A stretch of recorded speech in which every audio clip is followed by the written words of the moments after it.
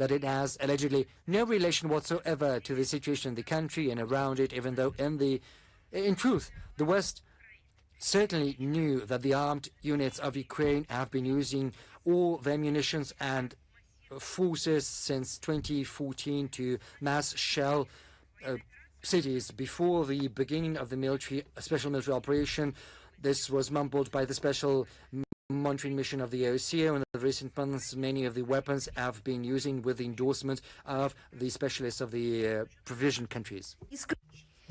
Given that, the statements of those who supply weapons to Ukraine look exceptionally cynical, namely, allegedly they do not have verified information about terrorist strikes of the Ukrainian armed forces on civil infrastructure in Russian cities, deliberate shellings of residential buildings, schools, kindergartens, and hospitals, and this mumbling that we've been constantly hearing in the UN Secretariat from various representatives of various levels. We see this slow reaction in other international institutions like the OSCE and other agencies of the United Nations that have to make an immediate feedback response to the terrorist attacks by the Kiev regime, as well as strikes on nuclear facilities. I'm talking about NPPs. As for human rights and the freedom of speech, and what little remains of them, I'm not even talking about that. That should be broadcast 24/7 from such entities as the OSCE, UNESCO, many other human rights watchdogs. They should have been talking about this 24/7, talking about their indignation about what is happening in Ukraine regarding human rights. For some reason, we're not hearing all that. How come? Because it is violating specific obligations by Western countries, and if these violations are recorded, there will be responsibility that should be assumed. Let me remind you that all the strikes against civil infrastructure are taking place daily. They use various remote mining or weapon systems, combat drones, cluster munition, booby traps that were produced by NATO countries, among other things. The 155mm NATO caliber for several years has been one of top 3 main weapons to kill and to injure population in the frontline territories. Over the past period, they used 227mm guided rockets to strike Russian civilians, as well as ATACMS missiles and other ammunition. Against this backdrop, the sponsors and providers of weapons that are used by the Ukrainian armed forces for terrorist strikes on civilian targets hype on international platforms and threaten to have military strikes between Russia and NATO if they imagine some kind of Russian UFO in the skies. We see flagrant double standards. Incursion of the Ukrainian armed forces in the Kursk region in August 2024 that was accompanied by crimes against civilians in Russia was carried out with the support of the West, and it was something that engaged the use of various equipment and weapons, IFVs produced in the US, Germany, Sweden, armored personnel carriers from the US, France, armored vehicles from the US, Italy, and Canada.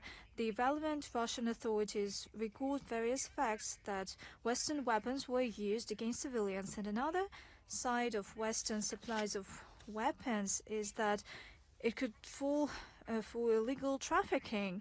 That's what we've been talking about for many years.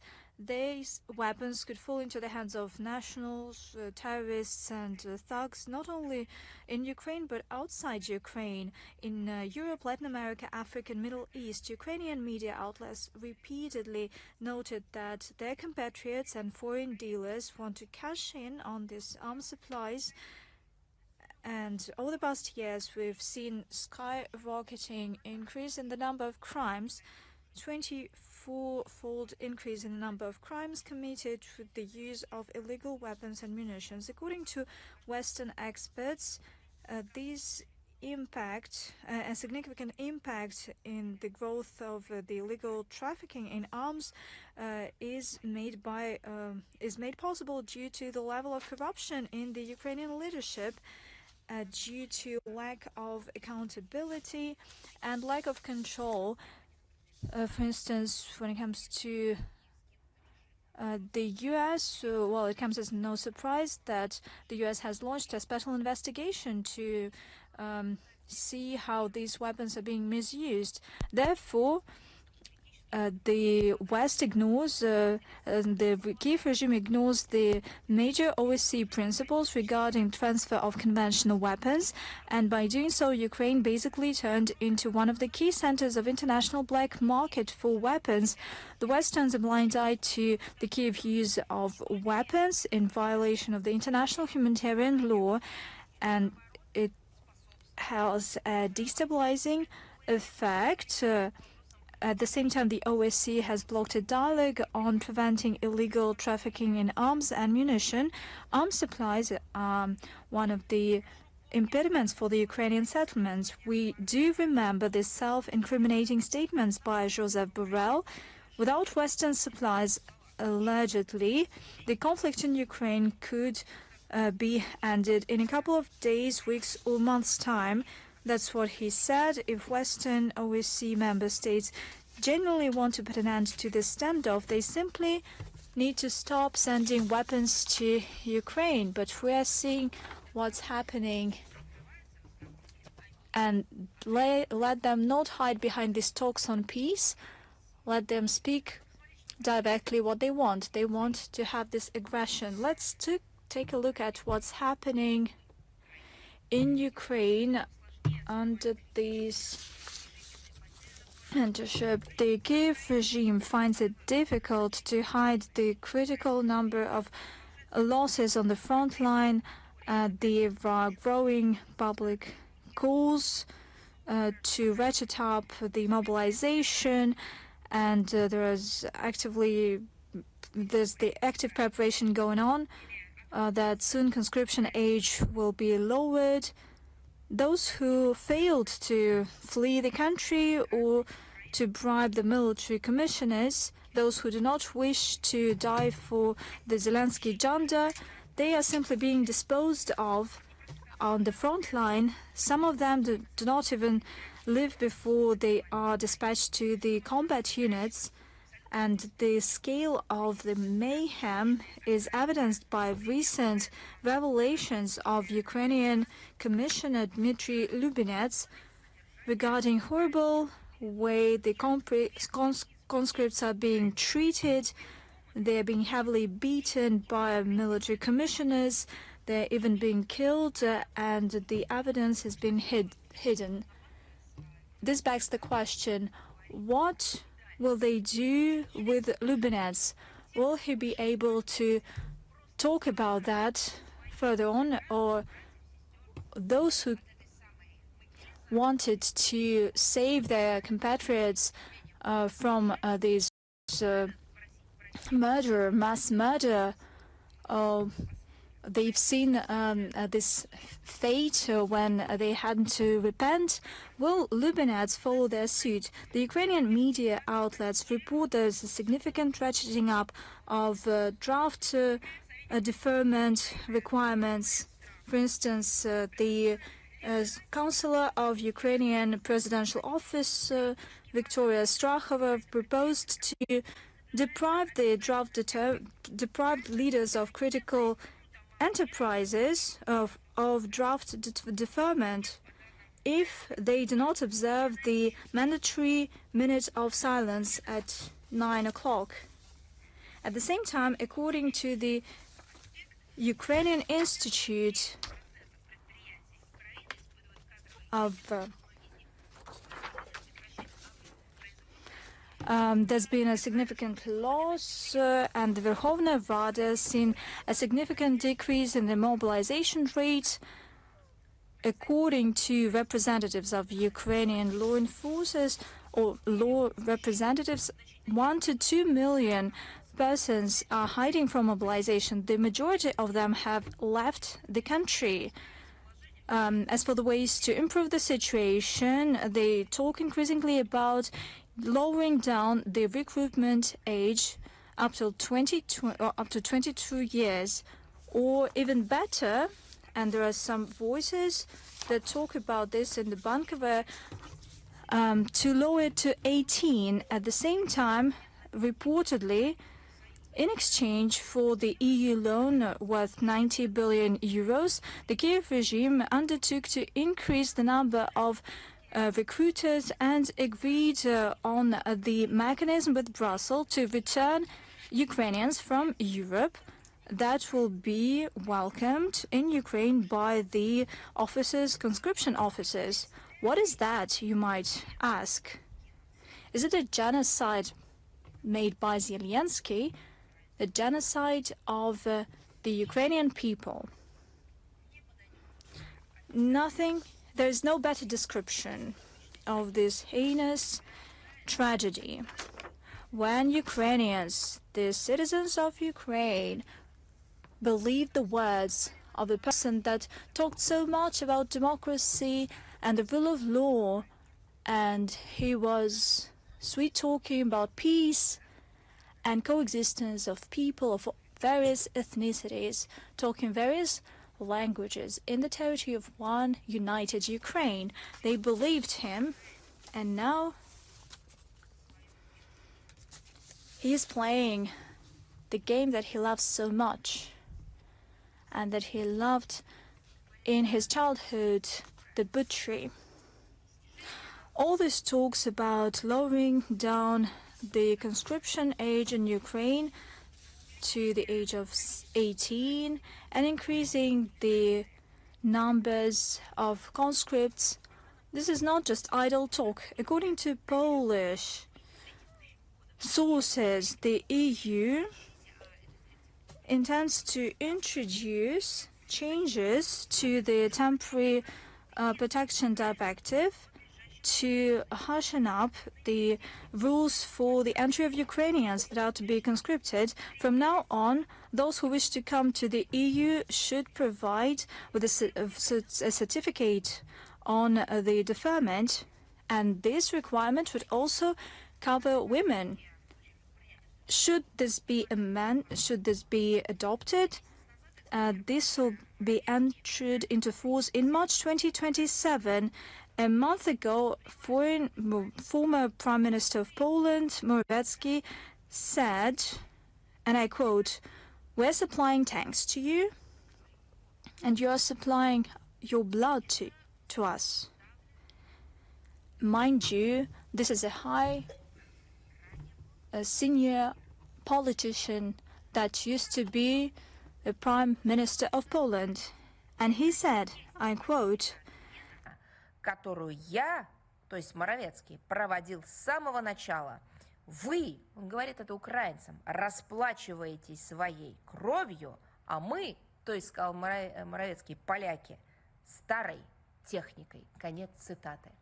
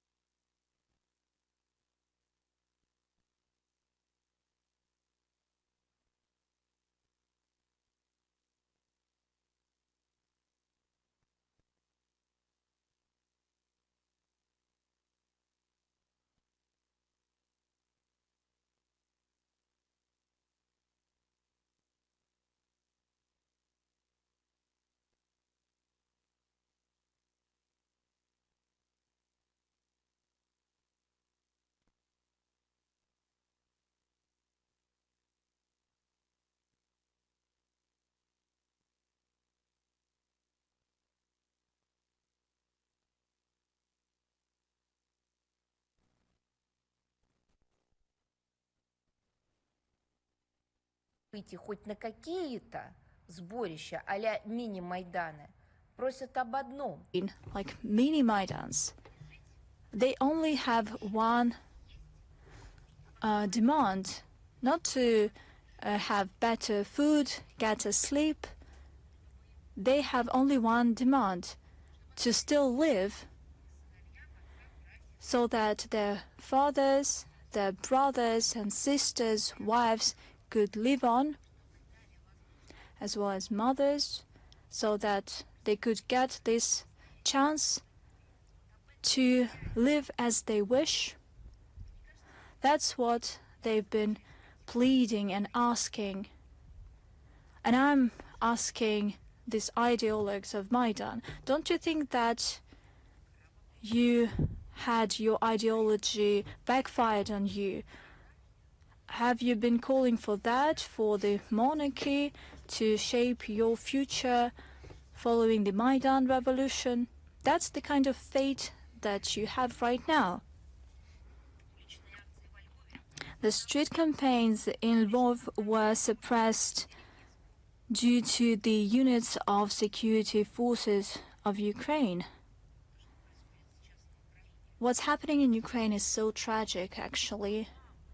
You do recall that President Obama called to various political figures, heads of state and government, and he asked to influence the legitimate president of Ukraine, former President Yanukovych, so that he would not use force to suppress Maidan. This was back in 2013 and 2014. You might not recall that, but I do remember that. He promised that Washington would use its diplomacy and all its connections, and if legitimate president of Ukraine, Yanukovych, does not use force to suppress Maidan, to ensure this natural constitutional norm in the streets of his country, in this case, everything will go smoothly and the situation will get back on track as needed, and definitely the West will help the parties to the conflict to reach an agreement. The president of Ukraine, Yanukovych, did not use force back in the day. He believed the West, and the West proved him wrong. He thought, how come, since the president of the US, then President Obama, makes a promise, he will live up to it definitely, and he didn't use force to suppress this revolution by law according to the constitution. Despite of the mayhem that happened on the streets of Ukraine, what it all ended up with, the seizure of power, usurping of power, a lack of statehood, corruption, disruption of everything, rewriting of history, ignoring the norms and traditions, basic morality, and this heinous civil standoff, as well as butchery. And now they do not want, and they do not know how to conscript even more younger boys and girls to this butchery. Interestingly enough, when people try to remember something that they have been imposed upon, namely the ideals of Maidan, to take to the streets and to defend their lives, the very West has been applauding and encouraging the use by Kiev of all possible means of force against its own population, primarily its own army. Так называемых бунтовщиков. The so-called rioters who were seized were brought to their knees, as they used to do to those who had been declared enemies of Ukraine. Remember the Berkut who were brought to their knees, and the very same guys, I think, they were jumping in joy, saying that they had deserved that because they were called Muscovites. But right now, to their knees were brought those who had mocked the so-called Muscovites and who had been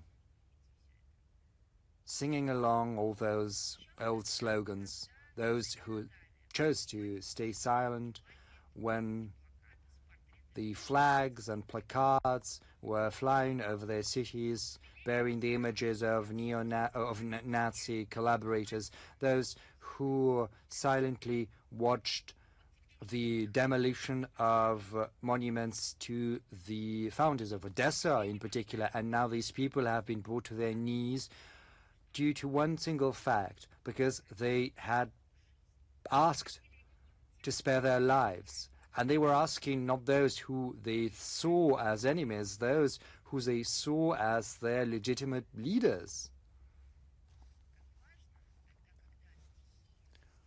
When the elements are unleashed and cloud your consciousness, you've got to remember history at that very moment. So these people have been brought to their knees. They have been made to repent before the members of the conscription officers, and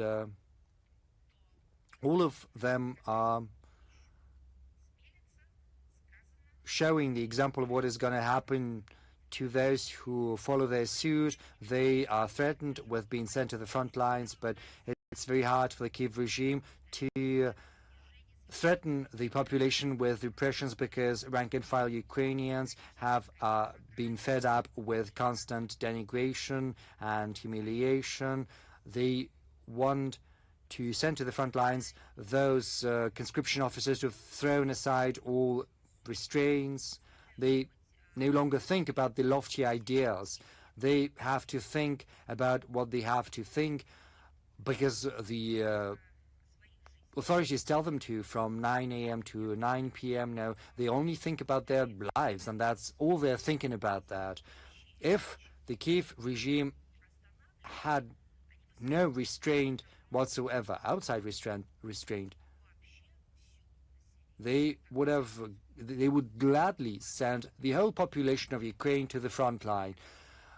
Little does it matter that in 2 to 3 days there would be no population left whatsoever because the people are not ready for that. But the people in Ukraine realize that, and they're trying to do as little as save their own life. Even though it seems to me that the citizens of Ukraine who are being forcefully pushed into this meat grinder, a favorite of Zelensky's, they would gladly send all the officers of conscription officers and the very gang of usurpers of power with Zelensky at the helm, they would send them to the front line. Another thing, recently there's been a photo of a fresco with the image of Stepan Bandera in the Immaculate Conception Cathedral of the Holy Mother of God of the Ukrainian Greek Catholic Church in Ternopil, and a stained glass with the image of the father of the head of the Ukrainian insurgent army, Andrei Bandera, in the Unedited Church in Kozov, the very same Ternopil region. These are new gods of this regime. This is basically neo-paganism to the power of 2. In the past, neo-paganism was on the ascendancy in Ukraine, but back then it was something of a traditional belief that had existed in those territories before Christianity. But these are no longer the spirits of nature adored by people in the past. Right now, the new gods are these Nazi scum. I do not think the Nazis themselves would have come up with a similar idea, with a better idea back in the 30s.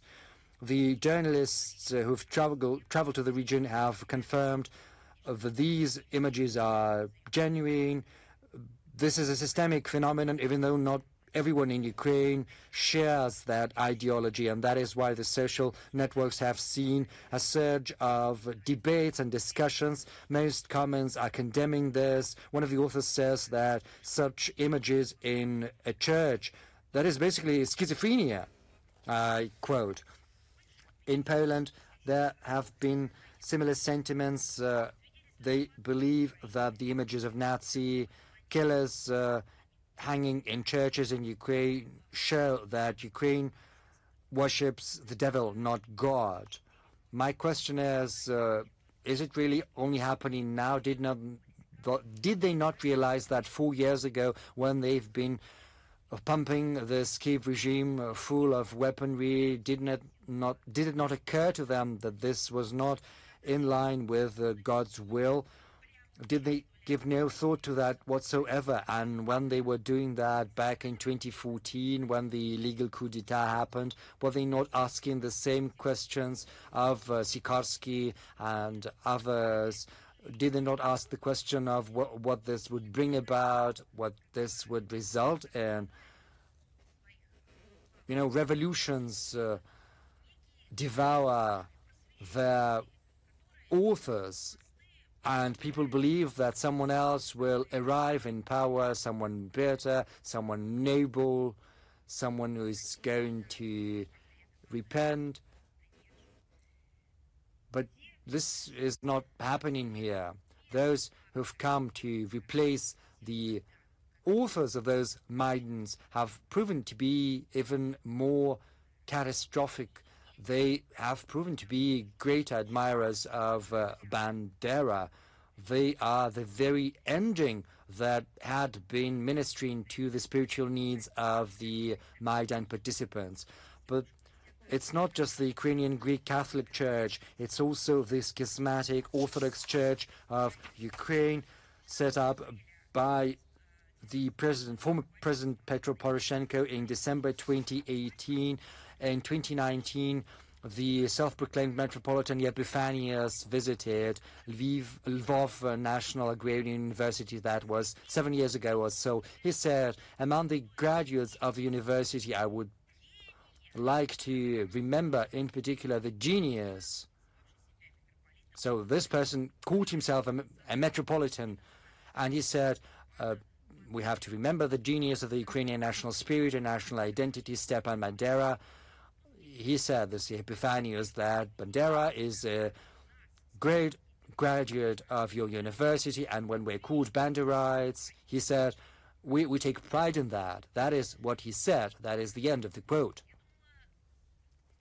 I thought Christian metropolitan bishops would be proud when they called Christians, Orthodox Christians in this particular case.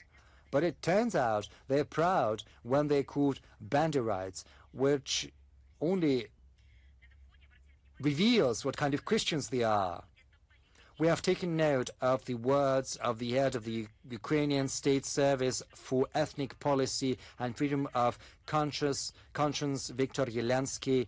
He gave an interview to a Ukrainian internet channel. He said that very probably the canonical Ukrainian Orthodox Church would file a complaint to the European Court of Human Rights, which would be granted. He didn't say a word about persecutions against the church. He said that Kiev does not allow for any violations of the freedom of conscience or belief, and he does not recognize that the 2024 law does not seek to eliminate the Ukrainian Orthodox Church. This Zelensky said that their only goal is to limit one single church, and that is the Russian Orthodox Church. Other churches are not being restricted, nor are they suffering from any persecutions. That is what Zelensky said.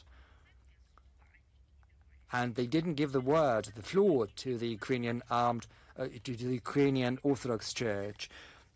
July the 10th, Kiev District Administrative Court has started an action on the started proceedings on the action of the Kiev Diocese of the Ukrainian Orthodox Church against the Cabinet of Ministers of Ukraine with regard to the legitimacy of the establishment of the said service. The preliminary hearings have been scheduled for August the 27th, July the 22nd. The 6th Appellate Administrative Court will hear the countersuit of the State Service of Ukraine against the Kiev Diocese with the demand that this religious structure should be dismantled, its property given to the state. All these facts show how important it is to denazify and demilitarize Ukraine and remove the threats emanating from its territory, as the Russian leadership has said. All these goals will be observed. This is not all on Ukraine. On July the 22nd, a report is going to be presented on the crimes of the Kiev regime against Russian civilians of the city of Konstantinovka. It's been drafted by the International Public Tribunal on the crimes of Ukrainian neo-Nazis, chaired by Maxim Grigoriev. We often cite these reports. It was established, this court, in 2022 during the conference dedicated to the crimes of Ukrainian armed forces in Donbass in 2014-2022. There are people from 35 countries of the world who are collecting documents related to the crimes of the Kiev regime. They are giving that to national law enforcement, present that at international Russian platforms, just as all materials presented before. This report is a fruit of meticulous work for collecting and verifying information. All facts have been verified and corroborated by witnesses, and like the Bucha stage debacle, in this particular case, each crime has the names of relatives and those who suffered. We have evidence of hunts against civilians with the use of UAVs, the hunts organized by the military of the Ukrainian armed forces, the deliberate killings during the evacuation, deliberate shellings of houses and civilian infrastructure, as well as overt manifestations of hatred for the Russian-speaking population of the city of Konstantinovka. The report is going to be presented on July the 22nd at 11 p.m. at the Russia Today Press Center, Moscow time. I would very much recommend to those who would like to learn more about the facts, who are interested in real state of affairs in Ukraine, those foreign journalists accredited at the Russian Foreign Ministry. I would like to recommend that you should visit and familiarize yourselves with the facts. You have to understand what kinds of barbarous people are now in Bankovaya. And another thing, the official press release of the Office of the Public Prosecutor General of Germany published an indictment against Ukrainian Sergei K. on the charge of blowing up Nord Stream 1 and 2 in September 22 in the Baltic Sea. The indictment says that he and his perpetrators, being military, were instructed by the government of Ukraine to organize and perpetrate this terrorist attack.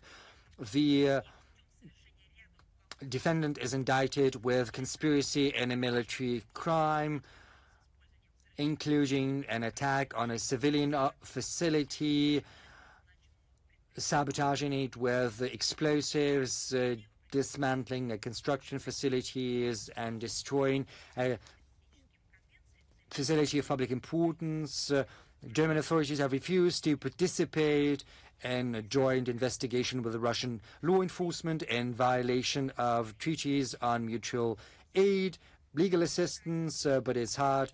That is why it is very hard to speak about the impartiality of German justice and investigative commissions. But the Russian side has always insisted that not just the perpetrators, but also those who commissioned the terrorist attack should be brought to account. I would like to once again address the Western authorities, it's not enough, they say, to know who the perpetrators are. And I would like to return this quote to them. You also have to understand who commissioned that.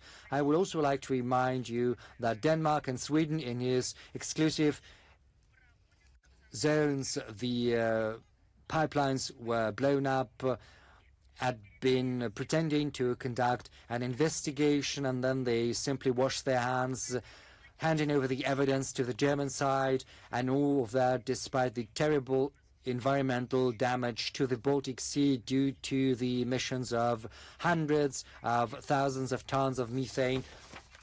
Greta Thunberg stays silent. You don't need Greenpeace here. There is no interest whatsoever in the environmental damage that has been done. When a tanker was traveling, it could be surrounded, it could be boarded, all under the guise of the fight for the environment. Civil infrastructure construction was disrupted. They were allowed to cry out and dance and prevent the construction. They were allowed to say that no roads should be built in Russia because the environment was suffering. But in this particular case, the environment has suffered enormous damage, which is probably unprecedented. Well, setting aside the Second World War, the Great Patriotic War. But speaking about peacetime, I think there can hardly be any similar example of greater damage dealt to the environment of the Baltic Sea by anything else. These terrorist attacks have dealt the greatest damage. And the Nordic countries, Denmark and Sweden, who seem to be at the forefront of this fight for the environment, seem to keep mum. Where are your NGOs? Where are your organizations fighting for the environment? We can see where they are. They were prohibited from doing that. Maybe they got some money. They were told not to show any interest.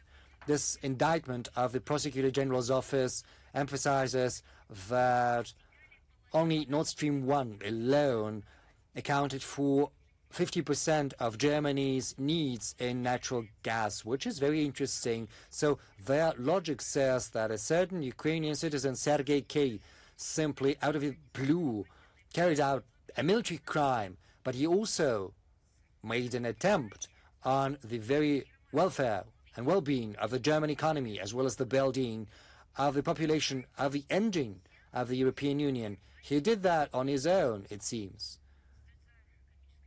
So we are witnessing a schizophrenic situation. The Prosecutor General's office of a country is accusing a military of the armed forces of Ukraine of blowing up the gas pipelines at the behest of Ukrainian authorities, whereas the official authorities of Germany itself keep robbing their own population and transferring dozens of billions of euro to the very Kiev regime, which, according to their own conclusions, had been in conspiracy, in conclusion with Sergei K., with a view to dismantling the German economy and dealing economic damage to it. This is not just the theater of the absurd, this is a theater of the absurd going on a world tour. According to our classical authors, in every investigation, the main thing is not to expose yourself. Well, the author of this sentence could be various, actually. There are a number of options, but still, if the mentors expose themselves, if they study various journalist investigations, actually they expose themselves, but they should keep up with this. They should follow this trace, and it would be interesting how it ends up with. they can study once again the investigation by Seymour Hersh. By the way, it took almost 4 years for Germany to have this so-called investigation of the sabotage at pipelines and to point the fingers at someone. Let me remind you that so far they only found one person over these 4 years. Let me also remind you that within 24 hours or within a week, Germany, NATO countries, and this Western minority accused all our country, all our people, all state authorities, accused of crimes that nobody knew about. They presented no materials whatsoever, and they did it in a couple of days' time. That is interesting, don't you think? Incidentally, let me remind you about the provocation in Bucha and the way anti-Russian sanctions were introduced. This was made instantly, and it doesn't matter that they don't have real names, it doesn't matter that they don't have eyewitnesses, it doesn't matter that there are no families of victims. That is not important. They had their investigation, they imposed sanctions, they had this media hype, and they constantly repeated. The UN Secretariat connives at that. The UN Secretariat led by Antonio Guterres, so far he didn't even bother to answer the questions raised by Minister Lavrov on this matter. Therefore, we will seek an open and unbiased investigation. The situation in Moldova, the authorities of this country, in this anti-Russian zeal, continue to propagate new fake news about our country. On the 9th of July, the head of Information and Security Service of Moldova accused Russia without any evidence of some clandestine subversive activities to breed loyal public and political figures that should provide and promote Russian interests that are at odds with Moldovan interests. We have no doubt that this is just another clumsy attempt to distract the public attention from another corruption scandal in the country. It resulted in the resignation of the Prime Minister and the looming governmental crisis in Moldova. Let me remind you about the pretext. Namely, the accusations were triggered by the investigation of pro-Western Moldovan media outlets about the fake CV of a head of state enterprise, Moldatsa, that is in charge of security of flights and national airspace. Then there were media leaks regarding the sky-high revenues of one of the employees of this company that proved to be a cousin of Sandu. According to journalists, she got generous reward from funds of one of the grand projects that was funded by the EU. Journalists took note of other well-positioned members of the presidential family of Sandu. And after that, our country is accused of these sabotage activities. Nothing undermined the situation in Moldova more than Maya Sandu's coming to the office along with the EU thugs. Let me once again say that everything that they accuse our country of, well, it just distracts the public from this atrocious scandal unfolding in Moldova. Incidentally, there was another scandal. On the 6th of July, the Defense Ministry of Moldova committed a historical forgery in a publication dedicated to the Day of Memory and Remembrance Day of the victims of the Soviet regime. And to illustrate these victims of Stalinism, they used a photo. You wouldn't believe that. To make it even more convincing, so that there would be nobody indifferent to sow hatred between the peoples to the limit, to the max. This was a picture of victims, Jews from the Transcarpathia, Jews that were taken by the Germans to Auschwitz camp. This is the kind of nationalism that is deeply rooted in revanchism, that is feeding in everything bad, and hence you get these results, this vulgar and heinous attempt to falsify history through forgery, and through this trying to trigger emotions. We have recently exposed these materials in the special section, and I think that you love this section, the anti-fake news. There was a broad public outcry about the media information regarding the plans of Moldovan authorities to open in Sherpena settlement of the waste management center, namely the garbage site. Let me remind you that in this very village, and you would get what I mean, we're not talking about garbage and problems. Every country has its own difficulties related to this topic. We're not talking about environment, red tape, corruption. We're talking about a different, more frightening thing. This village is a home to Sherpeno foothold dedicated to the memory of 12,000 Soviet soldiers that died during a brilliant Yasko-Kishinev offensive operation of the Red Army in August 1944. That is bold.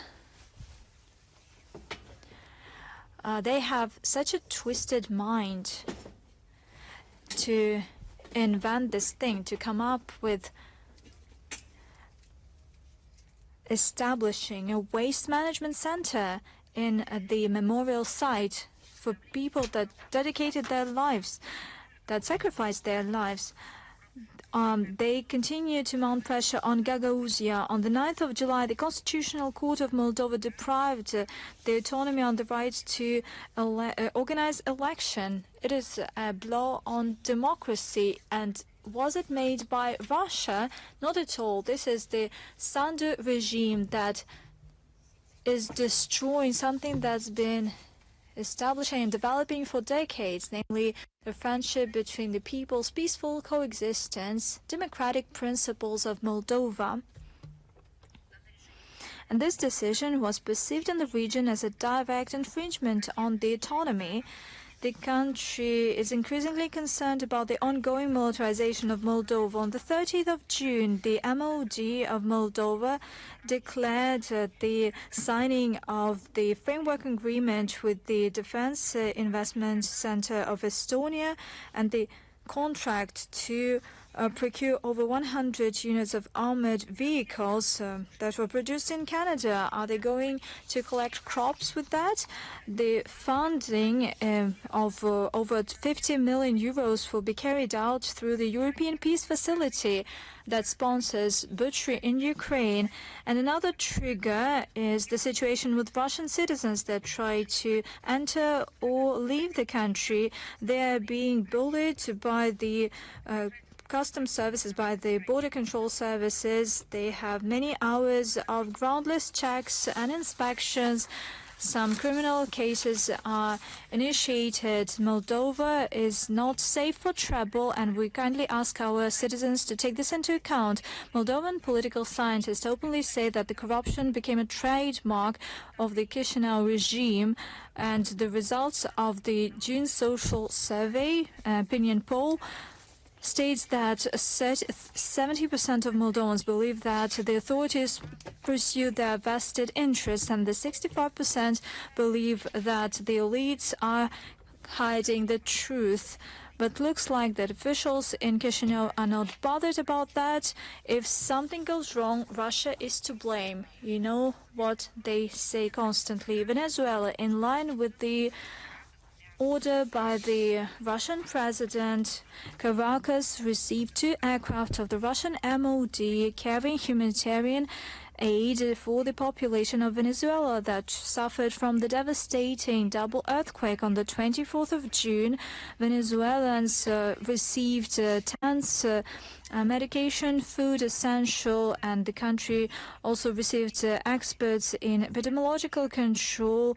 A number of private companies from Russia are engaged. Our embassy is also doing its part. We thank Venezuela for kind words for the humanitarian assistance. We note that this tragedy received public outcry all around the world, and we hope that due to active international efforts where our country is participating, the earthquake and the disaster will be mitigated, and we'll continue to provide friendly support. We got a lot of questions to comment on the situation in the Persian Gulf, given the recent developments in the region, and a great number of questions from Russian and foreign journalists. I would like to give the general response to all of the questions. We are concerned about the renewed hostilities in the Gulf, in the Persian Gulf. The situation is unpredictable, which is putting at risk peaceful conflict resolution. We regret the fact that resuming confrontation took place when the Islamabad Memorandum opened up prospects for diplomatic efforts. This was the result of active work by Pakistani and Arab mediators. They worked to achieve a result. We shouldn't let their results be undermined. We call on all the parties to abandon confrontation logic, to get back to the negotiating table. They need to realize that the escalation in response to escalation is not viable. It affects civilian population of all the parties involved, their economy, swift and unimpeded functioning of strategic waterways, and it undermines global economy. The main victims are the most violent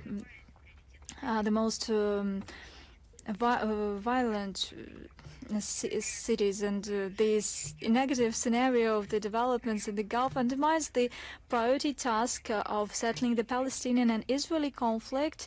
It has negative geopolitical repercussions. This is a alarming development that makes us believe that there is no prospect in forceful means, and there is no reasonable alternative to the political settlement. A decisive role should be played by the countries of the region. I'm talking about the countries of the Gulf, of the Persian Gulf, Arab countries, and naturally Iran. They have the final say in establishing an inclusive and credible security architecture in the region. And the task of external stakeholders is not to fan the flames of confrontation between the regional stakeholders, but to help them move towards peace. That's what Russia has been doing. We are open to working with any constructive partners to achieve sustainable stability. We once again recall that in order to address this primary task, we came up with an updated concept of ensuring collective security in the Persian Gulf. We updated it in May this year. We call on immediate ceasefire and resuming dialogue in order to find ways to solid peace in the region, and we intend to facilitate that in our contacts with all the parties involved.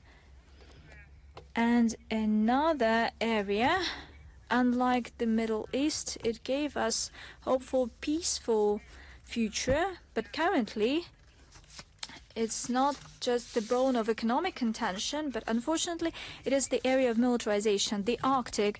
Lately, we've been recording growing conflict potential in this region. We have repeatedly drawn the attention of the global public to that.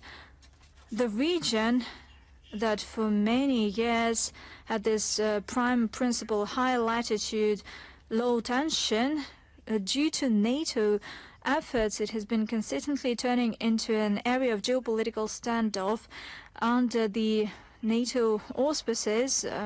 There's been dozens of large-scale exercises. Navy forces of NATO continue regular single and grouped warship and submarine deployment in high latitudes. We see their growing presence in northern seas. In February 2026, they decided to launch the Arctic Sentry operation, and we have repeatedly commented on that. This is the operation that primarily seeks to deter Russia and China in the Arctic, as well as to build military presence of NATO close to our northern borders. NATO is committed to further confrontation in the Baltic and Scandinavian region, and that is evidenced by the arrangements of the NATO Ankara summit in July 2016 to increase commitment of 11 European NATO countries and Canada to ensure deterrence and security in the Baltic, in North Atlantic and the Arctic Ocean. Let me remind all of them, for them to ensure security, for instance, in the Baltic Sea, probably they should sponsor less those who carry out terrorist attacks in the Baltic Seas. And there is no doubt who this new shindig is aiming against by mounting their militarist capabilities. They do not want to fight against terrorism that is усилиями киевского режима. Они собираются бороться с мирными гражданами и с мирными странами, с мирными народами. Указанные шаги Североатлантического блока существенно повышают риск возникновения непреднамеренных инцидентов, которые могут иметь самые негативные последствия для региона. Йемен с озабоченностью воспринимает.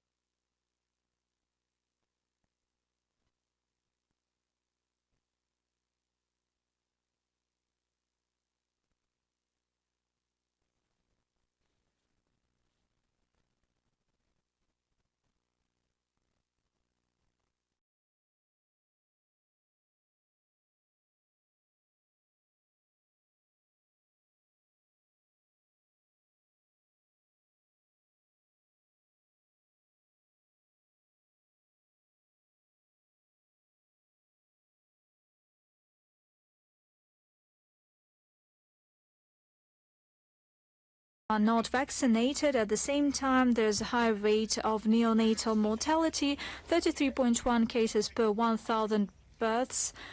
Sorry for providing these statistics, precise figures, but it is hard for me to talk about this in a mundane way, but still we have to provide this statistical data. This is twice as much as the general indicator in the world, and the mortality rate is due to low breast milk intake. And the main reason behind this crisis humanitarian situation is the unprincipled politicization of the international assistance by the collective West. The U.S. has this ultimatum demands. They seek to introduce the Western-style democracy in Afghanistan. They pursue this clumsy policy of sanctions, and they strike not the regime but the most vulnerable population groups, children, the infants. Сокращаются объемы международного финансирования. The funding for humanitarian programs in Afghanistan is decreasing internationally. The legal seizure of the Afghan bank assets by the West deprives the government of the opportunity to fund anti-crisis measures.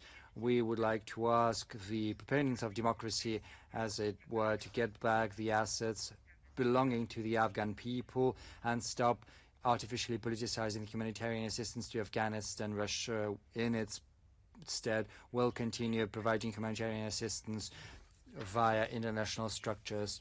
On July the 7th, the Kingdom of Tonga has joined the CTBT, Comprehensive Nuclear Test Ban Treaty, becoming the 179th country that has ratified the treaty. Russia welcomes this step, which is a step towards rendering the CTBT universal and ensuring it enters into force as early as possible. At the same time, this dynamics is overshadowed by the U.S. policy, which has been preventing the CTBT from entering into force for many years, even though it was one of the initiators of this treaty. This position of Washington's is a direct manifestation of its arrogance and neglect by American side with regard to international law, in particular in terms of arms control, disarmament, and non-proliferation.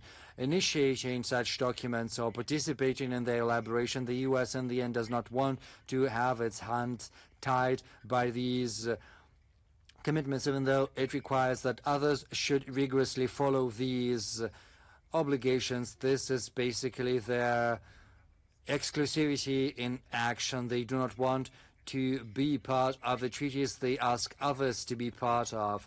The news of the handover of the letters of ratification from the Kingdom of Tonga to the depositories is particularly encouraging against the backdrop of the emerging departure of the White Sea from their previous position with regard to the nuclear tests, because the statements of the American leader and other high-level officials from the administration who said they didn't rule out the possibility of resuming nuclear tests is basically a challenge to those who hold dear the goals and tasks of the CTBTO. This is also an alarm signal to those who continue to follow the CTBT.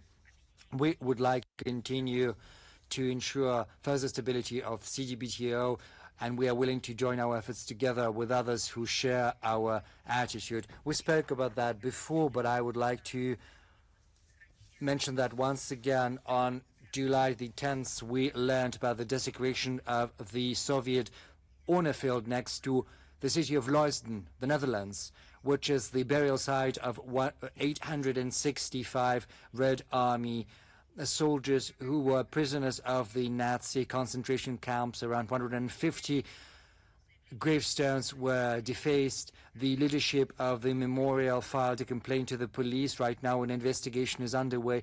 I would like to dwell a little bit more on the history of this compound for you to better understand the full measure of cynicism and lack of morality of this crime, not an incident.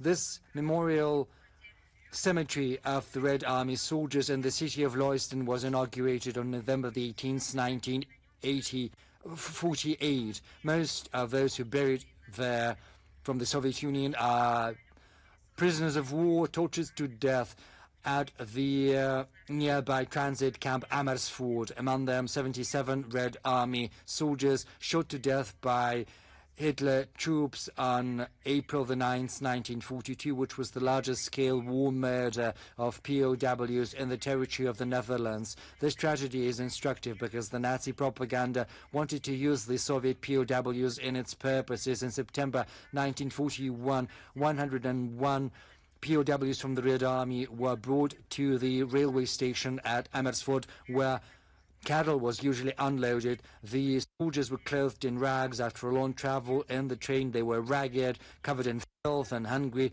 The Germans hoped that the outward look of the POWs would convince the people of the Netherlands that the Third Reich, as they said, was fighting subhumans. That is the term they were using. And you know, the metaphor about the Garden of Paradise and the savage jungle is very applicable here.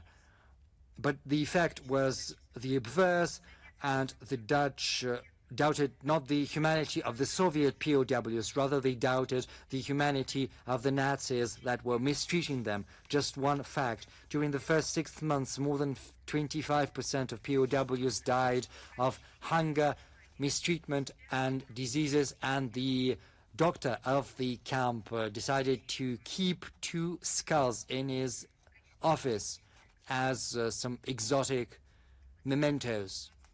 On March the 8th, 2025, the memorial site opened a museum dedicated to the Second World War and the fate of the Red Army. It was a joint project of Russia, the Netherlands, Azerbaijan, Armenia, Kazakhstan and Uzbekistan to perpetuate the memory of the great feats of Soviet soldiers who were tortured to death in Nazi camps and buried in the Netherlands. Unfortunately, this is not the first act of vandalism against the Soviet honor field. In 1967, in September, some gravestones were defaced with German slogans. There was no a single doubt back then that it was the Nazis that survived the war who did that, because just little time, it was not long after the Great Patriotic War. But even in the 21st century, Nazis still have their followers. In November, December 2021, vandals defaced the stele as well as some of the gravestones and walls with neo-Nazi slogans and symbols of the Azov terrorist armed nationalist unit of Ukraine. The desecration of this burial site was already condemned by Dutch Deputy Prime Minister and Defense Minister Dilan Yeşilgöz. She said these actions were absolutely unacceptable. At the same time, we have to understand that recently the Netherlands and the EU have been fueling the flames of anti-Russian hysteria. They were pursuing the policy of rewriting the history of the Second World War, which created the favorable environment for such barbarous acts. I would also like to remind the Dutch authorities of the words placed on the official website of the Soviet honor-filled foundation by the journalist from Amersfoort, Remco Reding. Thanks to his efforts, more than 150 families of the former Soviet Union have learned where their relatives are buried. The words are the following. This website says, the Soviet Union has made a terrible sacrifice in the fight against Nazi Germany, and yet 865 soldiers who perished and buried in the Soviet honor field were forgotten. Their memory fell victim to after-war policy, and right now this memory is suffering due to the conflicts raging in different parts of the world. End of quote. One should not say, I'm talking about the Dutch authorities and the EU, well, they say they're sorry, this crime will be investigated, but they have to speak about the original causes, the root causes, their crimes of rewriting history. We expect the Dutch authorities to investigate as soon as possible this incident, which we call a crime. We want those responsible found and brought to justice, and this memorial has to be restored, and probably the guards should be strengthened. The Russian embassy in The Hague is in close contact with the Dutch authorities as well as with the leadership of the memorial conflict to investigate the crime and rebuild it. Now, several anniversaries. Just recently, on July the 11th, 2006, Monaco and Russia exchanged notes which endorsed the establishment of diplomatic ties. This was a logical continuation of a great history of mutual interest and sympathy. The Russian citizens wrote a great page in the history of the Principality of Monaco. Right now, the Principality of Monaco, which positioned itself as a sovereign, pragmatic country outside of any blocs, Right now, it is unreservedly and pointedly following the suit of the collective West, basically becoming an accomplice of all anti-Russian initiative. It has fully abandoned its own interests and the principles of neutrality. Monaco has not just formally signed on to European sanctions, it is also pursuing these sanctions with particular zeal. It freezes the assets of Russians. It has fully severed cultural and humanitarian ties. It is acting in unfriendly nature towards Russia. So it is no longer an independent, self-sufficient agent of international actor. It is an obedient instrument of someone else's confrontational policy. At the same time, it is with warmth that we remember our previous cooperation. There were unique projects of the Prince Albert II of Monaco Foundation in environment, joint expeditions in the Arctic 2006 and the Antarctic 2009. There were regular cultural exchanges. We have many years of experience of mutually respectful dialogue. We have great historical and spiritual legacy joining our countries together, and they should not be relegated to the past. They have to help rebuild that legacy and cooperation for the sake of Russia and the Principality of Monaco. The time will come when what is happening with Russophobia in Monaco will cease to exist.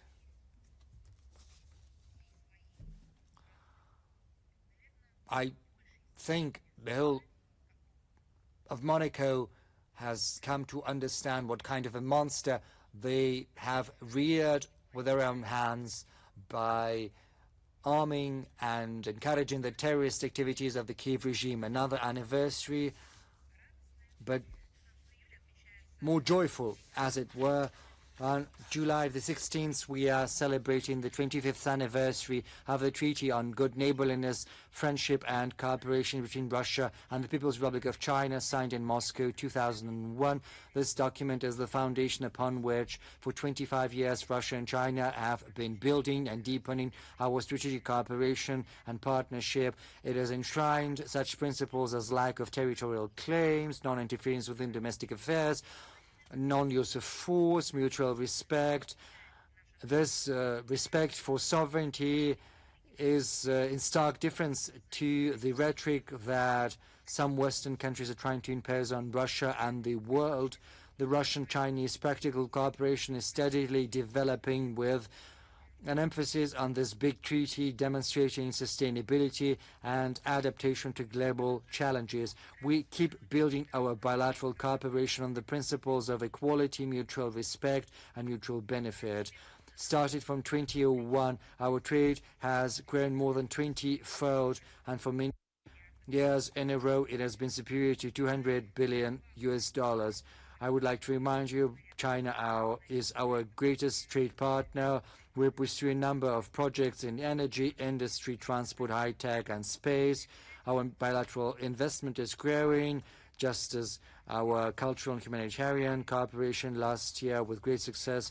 We completed our cross years of culture. 2026, 2027 have been declared Russian-Chinese years of cooperation in education. We have good dynamics in academic mobility, which creates a favorable environment for training highly qualified personnel. We increase our inter-university cooperation. We have a joint Russian-Chinese university in Shenzhen on the basis of Lomonosov Moscow State University and the Beijing University of Technology, which is celebrating its 10th anniversary this year. Our tourist flow is growing in two-digit numbers now that certain categories of our citizens, in particular tourists, enjoy a visa-free regime. Our close contacts are certainly facilitated by this visa waiver. Moscow and Beijing are coordinating closely in the UN, BRICS, the SCO, other international platforms on building a just world order on the basis of multipolarity, indivisibility of security, equality, and mutual respect. A special article will mark the anniversary, an article by Foreign Minister Lavrov in the newspaper Kommersant, a permanent fixture amid cardinal changes for the 25th anniversary of the Russian-Chinese Treaty on Good Neighborliness, Friendship and Cooperation. Very soon this article will appear in print. An important humanitarian initiative. In July this year, a large-scale Russian world project will be completed to equip 60 educational universities in Tunisia, Serbia, and Bosnia and Herzegovina with equipment.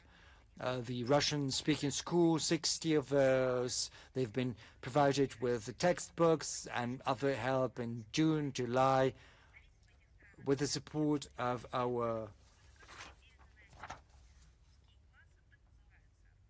embassies. The Russian classrooms have been equipped with textbooks, with books, laptops, tablets, electronic blackboards and screens, projectors, and equipment, including furniture for schools. And on June the 18th, the capital of Tunisia, the ambassador Alexander Zolotov attended a celebration for the official handover of equipment and literature to 18 schools.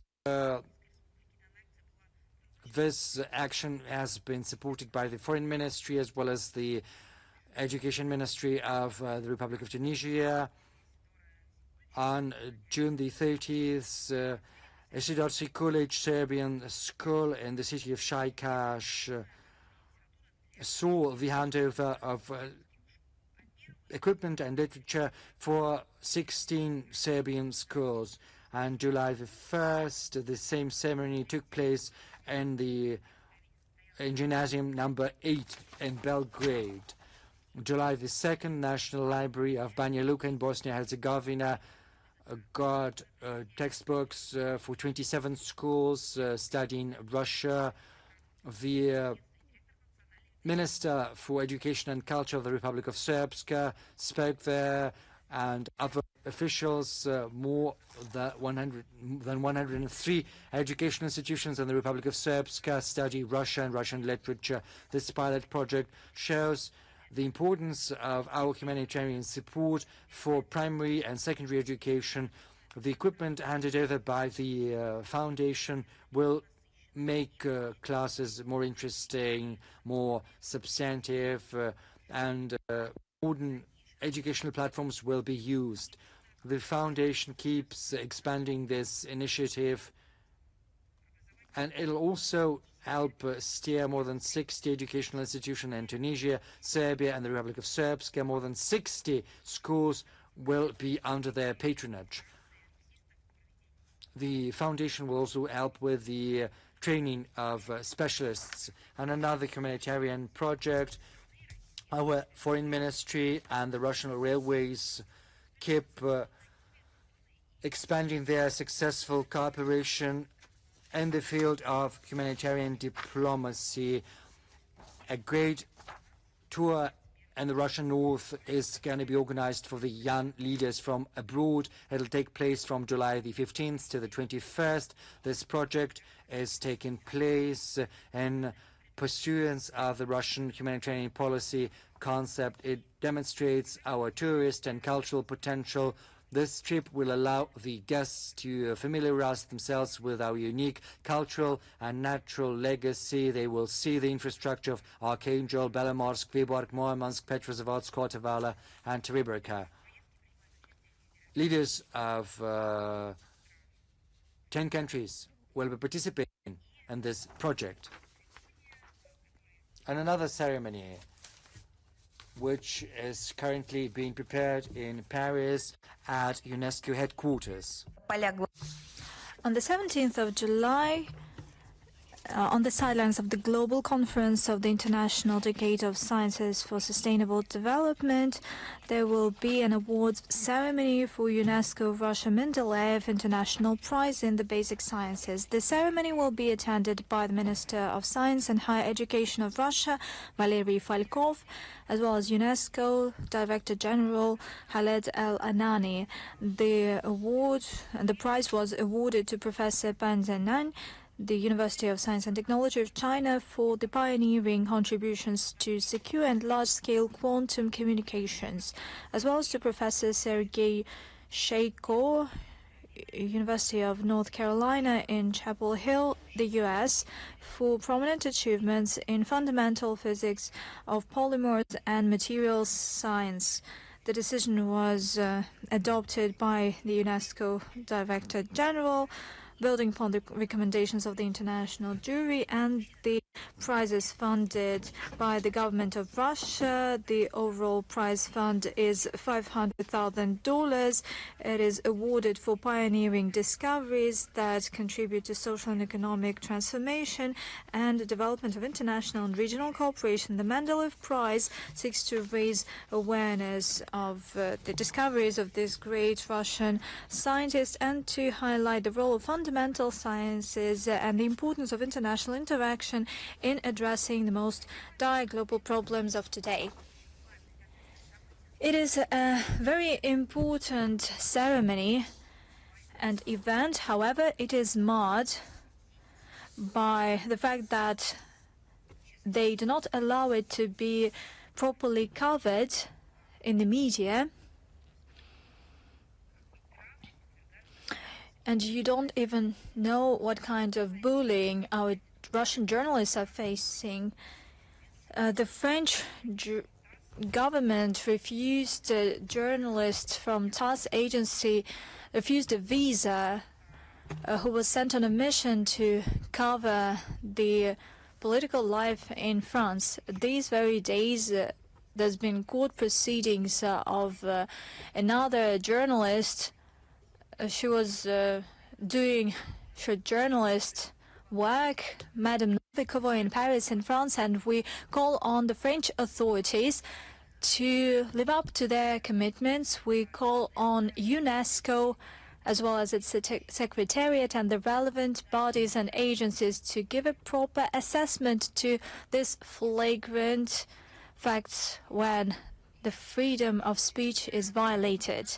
Another interesting date, 17th of July, marks 150 years since the birth of a prominent Soviet statesman and diplomat, Maxim Litvinov, who made a significant contribution in the development of the Soviet diplomatic service. Throughout many years, Litvinov occupied responsible posts in the foreign agency of our country. In 1920, he was appointed as a representative of the Russian Soviet Republic in Estonia. In 1921-1930s, he was Deputy People's Commissioner for Foreign Affairs. He participated in the work of important international conferences and events, including the Genoa and the Hague conferences of 1922. In 1930-1932, he was the head of People's Commissariat for Foreign Affairs of the USSR. In 1934-1938, he represented the USSR in the League of Nations, where he championed the principles of international cooperation, the equality of states, and norms of the international law.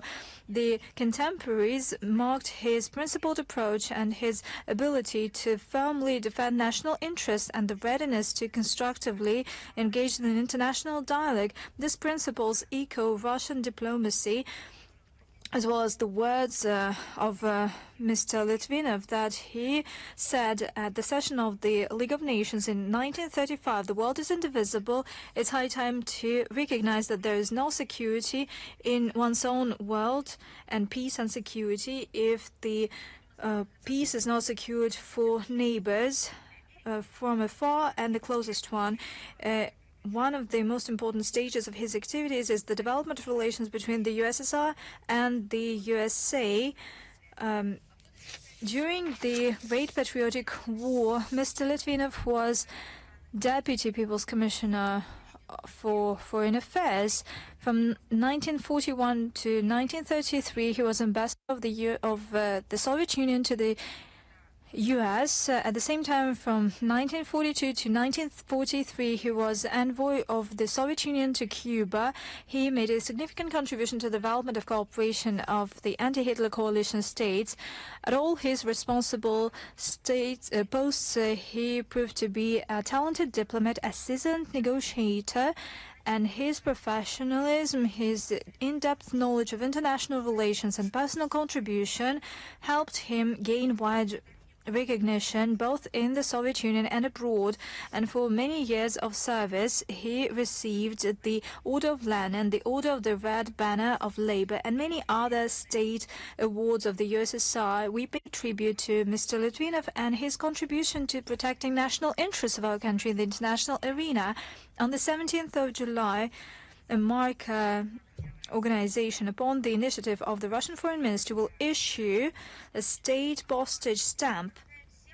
We suggest that all those who are interested in the foreign policy of Russia to study the materials that are published at the Historical and Documental Department of Russian Foreign Ministry. I'm talking about the electronic exhibition dedicated to the major stages of life and diplomatic activities of Mr. Litvinov. And another unique gift that we'll present to all of you, we actually got it from indifferent people, historians, collectors, people who are related to diplomacy. Not so long ago, the Foreign Ministry received as a gift the collection of photos, archive photos that are related to the diplomatic activities of Maxim Litvinov, and we'll do our utmost to ensure that on the 17th of July, the social media accounts of the Foreign Ministry will publish the pictures, the photos, and certainly the physical photos will be transferred to the archive of our ministry. I can also say that there were a lot of questions regarding the preparation to the election to the State Duma abroad, and we'll definitely publish the relevant material.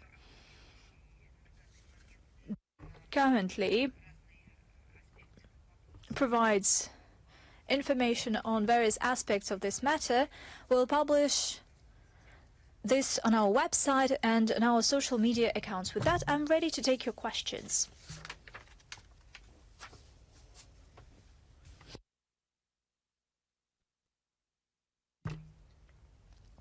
International Life, are you here with us? Madam Zakharova, good day. Hello. Recently, the EU Council on Foreign Affairs announced a decision to cover the EU sanctions, to cover a number of individuals and companies, including VK Holding, that is the operator of Messenger Max. And this was caused by the tracking and helping track oppositioners in Russia. How would you comment on that? I think that everybody already got used to the fact that the EU and the collective West does not even bother searching for some logical grounds behind these illegitimate unilateral restrictions.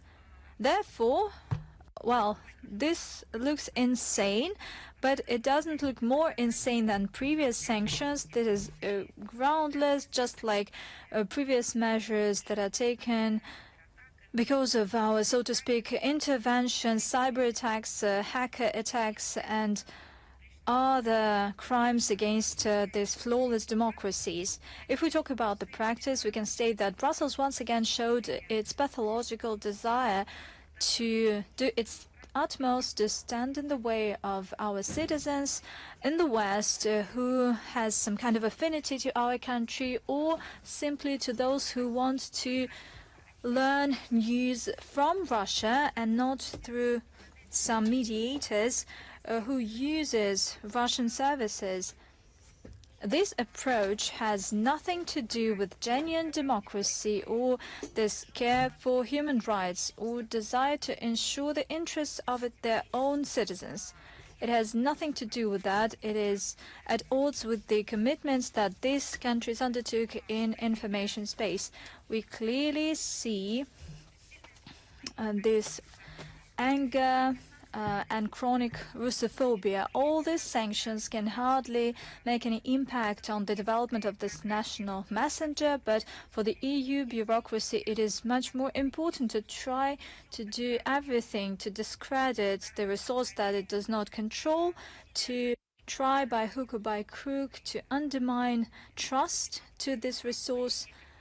Russia has its own all-weather digital ecosystem. It does not depend on fluctuations in the West, and this is something that triggers irritation, which is manifested in various discrimination acts, legal, commercial, and regulatory aggression. Not so long ago, we have commented on the fact that the VK apps were deleted from App Store, and the Apple company made reference to some kind of sanctions against the holding, although they forgot that there were no restrictions against this company that were introduced by the US. They went as far in their lies. Back in the day, Obama used to say that, well, we were talking about referendum in Crimea, but according to Obama, the only right referendum took place in Kosovo. And according to Obama, this was the example, the exemplar of referendum. But one thing is distorting reality in the administration of Liberal Democrats. The other thing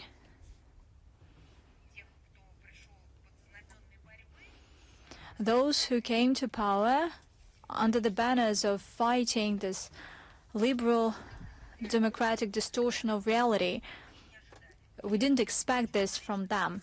But let me repeat that all these attacks against Russian internet venues and companies only make us believe that there is no alternative to building a sovereign national digital framework. And this is a warning to all those states who ponder whether it would be a good idea to make Western companies in charge of their digital infrastructure, or they should be less trusted as they build their own sovereignty by themselves and counting on those who never deceived them.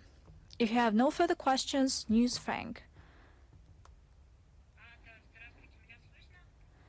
Hello, I can hear you loud and clear. Madam Zakharova, if I may, I have two questions.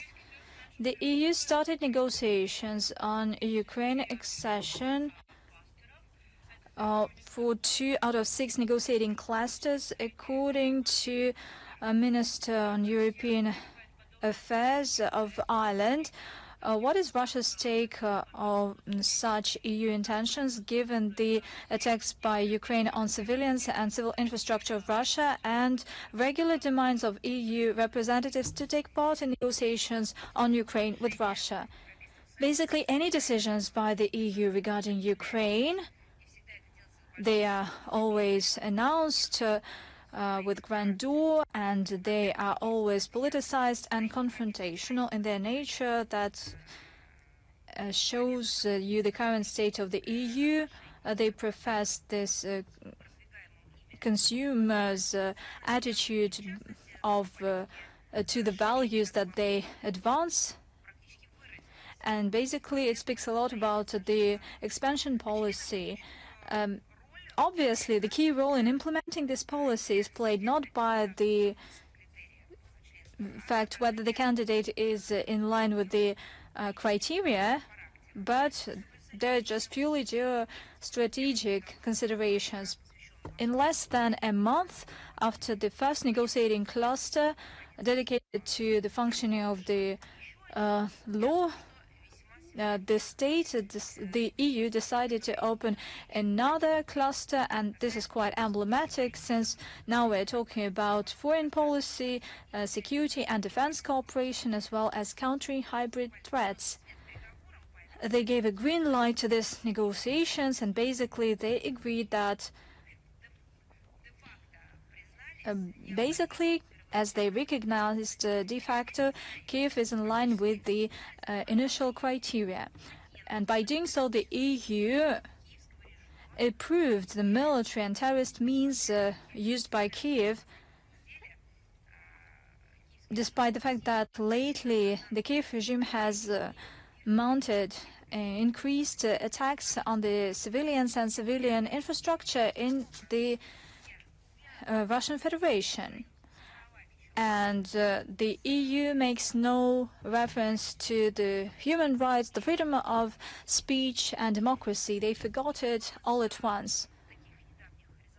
And in any of such recent high-profile cases, for instance, barbaric attack on the college in Starobelsk and the destruction of a regular passenger bus from Moscow to Simferopol, an attack on a bus carrying kids from the Gomel region, a terrorist attack using drones in the market in Tokmak. These were not condemned, but there were not even words of support to the families of victims. There were no words that we have heard. And this silence speaks better than all the statements by ministers, European commissioners calling to ensure some kind of peace and their demands to put them at the negotiating table. That's their genuine, the way they treat people, actually. And a second question, if I may, sure. President Trump of the US stated that right now Washington has a small portion of land in Ukraine. Now we have land in Ukraine, we have mineral resources, and it became known that Trump intends to support sanctions against Russia to put pressure on Russia during negotiations. Given that, what is Russia's take on the US desire to put pressure? Talking about possible negotiations, and can we draw a conclusion that the West needs negotiations only to just to allocate Ukrainian territory to themselves? It's clear that, well, one Zelensky says that he would not abandon Ukrainian lands, and the other Zelensky is handing out these Ukrainian lands to anyone. They should clarify whether he hands it out, whether he presents it as a gift. The most important thing is for them to understand that all these vows, all these pledges and calls for this forced Ukrainian mobilization under the pretext that they should protect the Ukrainian land. All this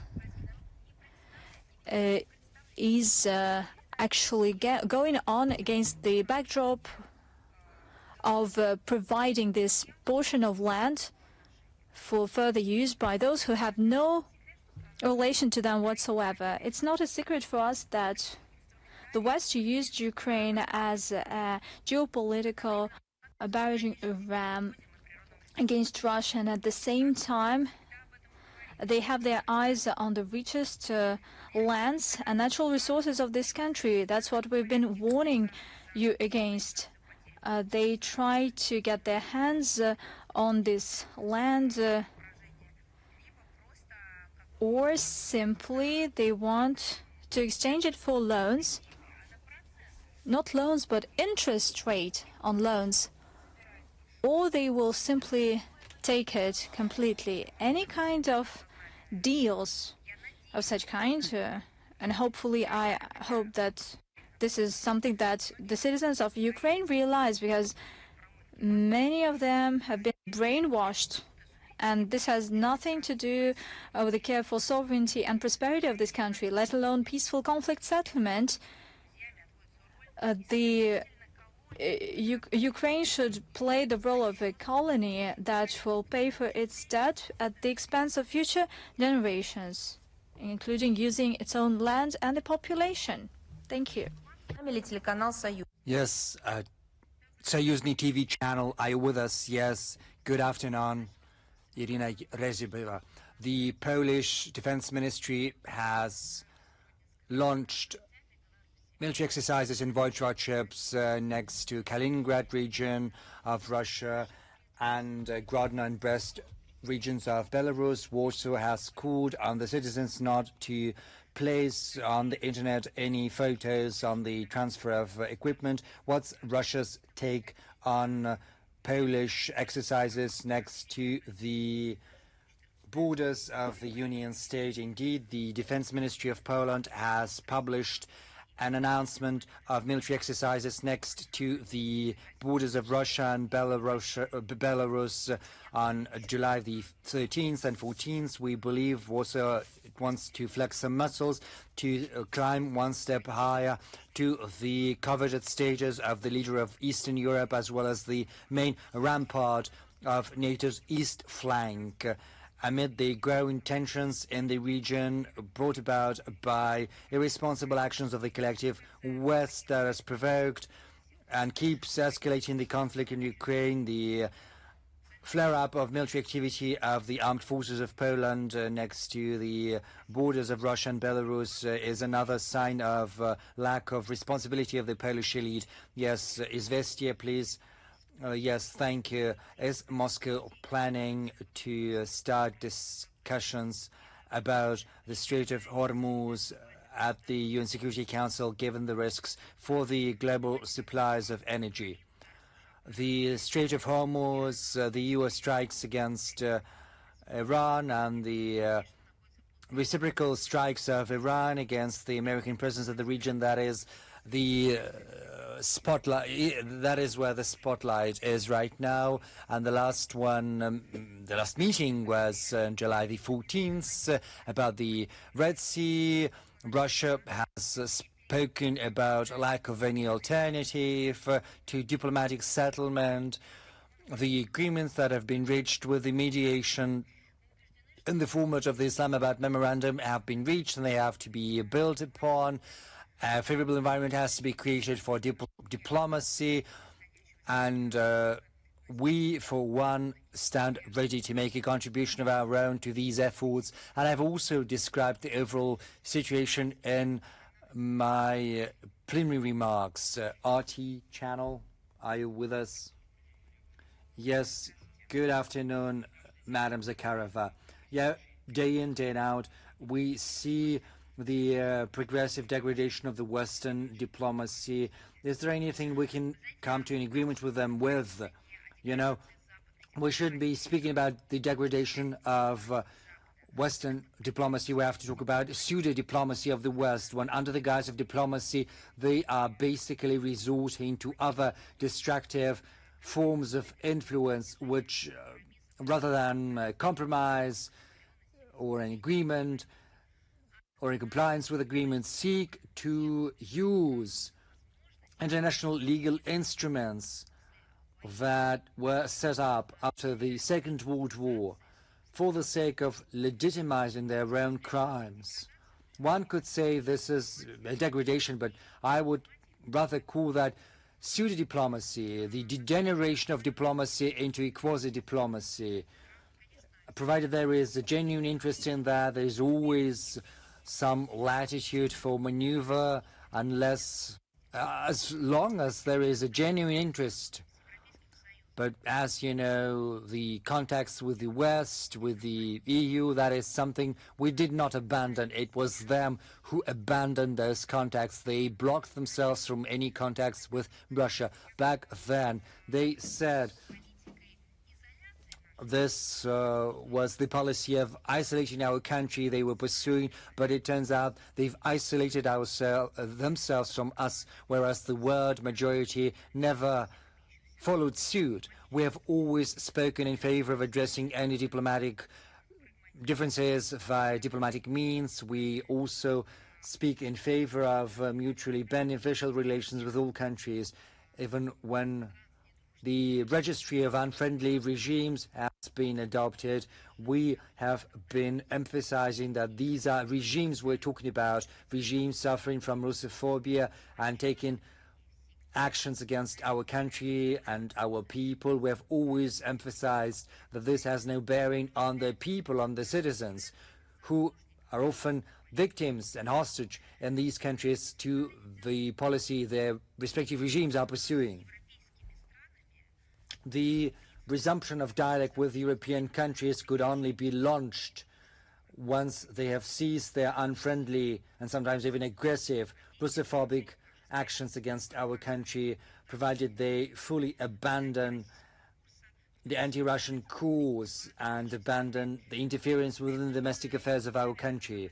This is basically the starting point for discussing any arrangements whatsoever, and this is something that was mentioned before on multiple occasions by the Russian leadership, and in particular by the president, by the Russian foreign minister. As far as the premises go, you see, there is no premising right now. I've cited some examples. Right now, I think there are no preconditions. The EU have lost the skills of diplomacy as well as the skill of engaging in equal dialogue, and we see that they share the same attitude towards what they call the savage jungle. They believe themselves to be the Garden of Paradise. They never listen to others. They do not know how to find compromise. And even their ability to enter into treaties is something that is called under question, but because right now their policies are determined by ambitions and phobias by certain political statesmen and Euro bureaucrats, and all of that is done under the influence of NATO. If that is all, we've got Sputnik with us, right? Yes. Hello, Madam Zakharova. Radio Sputnik Radio. The Western media are moaning the fact that once Lindsey Graham has died, Kiev has lost one of the most influential lobbyists in the U.S. Do you agree that Lindsey Graham, he was officially declared terrorist and extremist in Russia, was basically irreplaceable ally of the Kiev regime, or do you think his role was exaggerated? You know, we've got this Russian adage, either you speak well of the dead or you speak nothing of them, but, you know, this is not the full statement. Either you speak well about the dead or you say only the truth about them. What can we say but the truth? We can only say that he was declared terrorist and extremist in our country. During his recent trip to Kiev, he said that killing Russians was the best investment. This is a direct quote, so I do not think this is something, his demise is something that Russians should be mourning or speaking with sympathy about. We are humanists, and this person thought the whole people, with its history, with so much suffering, was to be destroyed. You know, I gave you the quote. I think this is something that has to be in the spotlight. How did it happen that this ideology was used? Why did this person enjoy the hospitality of countries that thought themselves to be civilized countries? How was he working in the US, which is so sensitive with regard to tolerance, to human rights, and to compliance with the relevant norms and regulations? I will emphasize once again, he was calling for killing Russians. We fully realize that this competition of clinical Russophobia was in vogue. He took the baton from McCain. Probably someone else will take up the baton of this Russophobia. Maybe someone in the capital, someone else. We'll live and see what happens next. I think this is the aspect we should be focusing on. How do people with this mindset, with this philosophy they were promoting, a philosophy which is absolutely in line with neo-Nazism, with racism and xenophobia, how could these people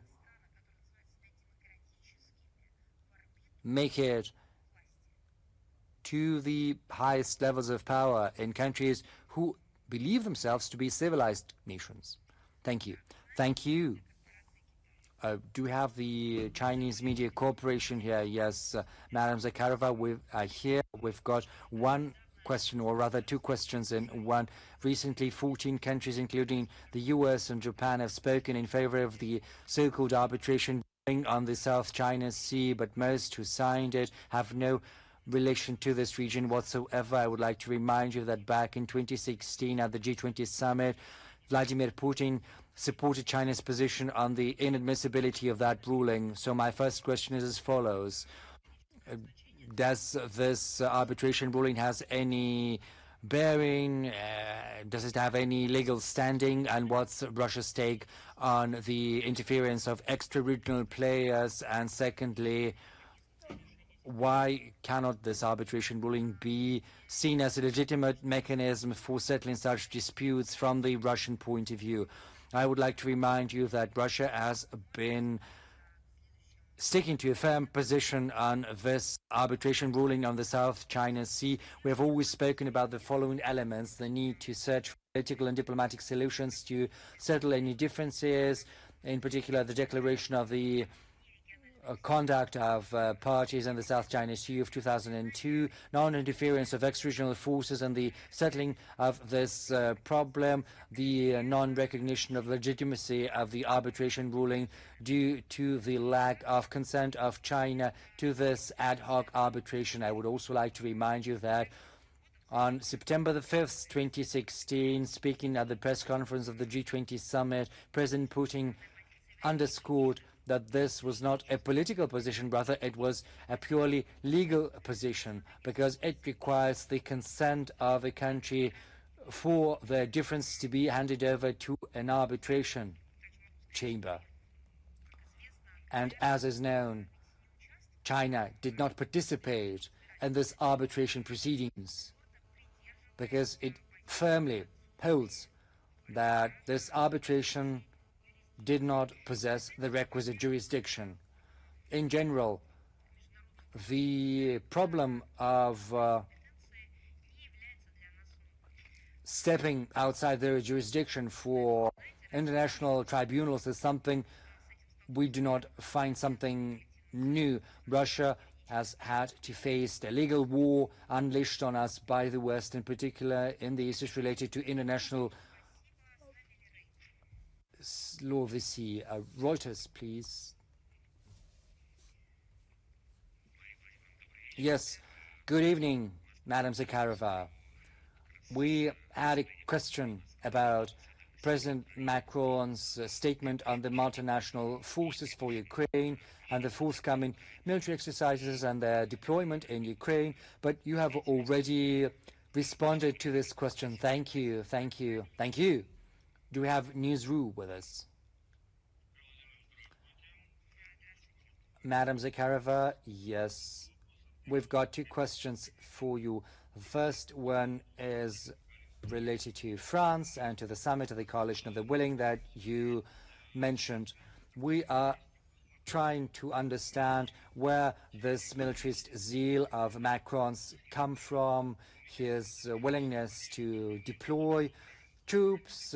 Is there going to be competition between Paris and Berlin, because London was the one who was most active in that regard? And what is Russia's take on Macron's previous statements and his militarism? You know, to an extent, I've already responded to this question when I commented on this get-together of the Coalition of the Willing. But I will add to that a French detachment participated in the parade and at Champs-Élysées, and the armed military forces of the Ukraine participated there, which shows that the Europeans are resolved to escalate and to continue confrontation with Russia. This militarist zeal of Emmanuel Macron, which you have mentioned, is the manifestation of the course taken by the current European elites in power who want to deter our country and to deal a strategic defeat to Russia.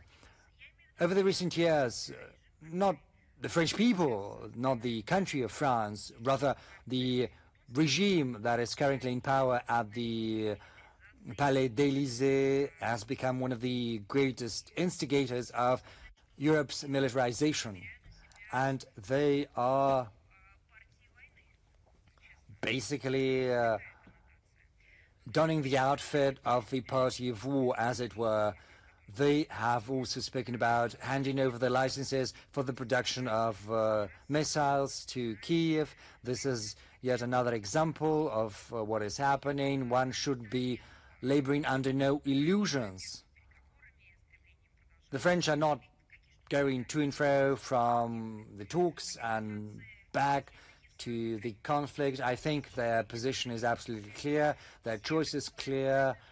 All hints at talks should only be viewed as an attempt at imposing ultimatums on Russia. The ultimatums coming from the coalition of the West, all trying to secure a reprieve for the Ukrainian armed forces to rebuild their strength, to replenish their forces and continue their terrorist attacks. Paris is not ready to search for a negotiated solution, and that is why it is not ready to take into account our interests. We see no sign whatsoever that they are in favor of peace.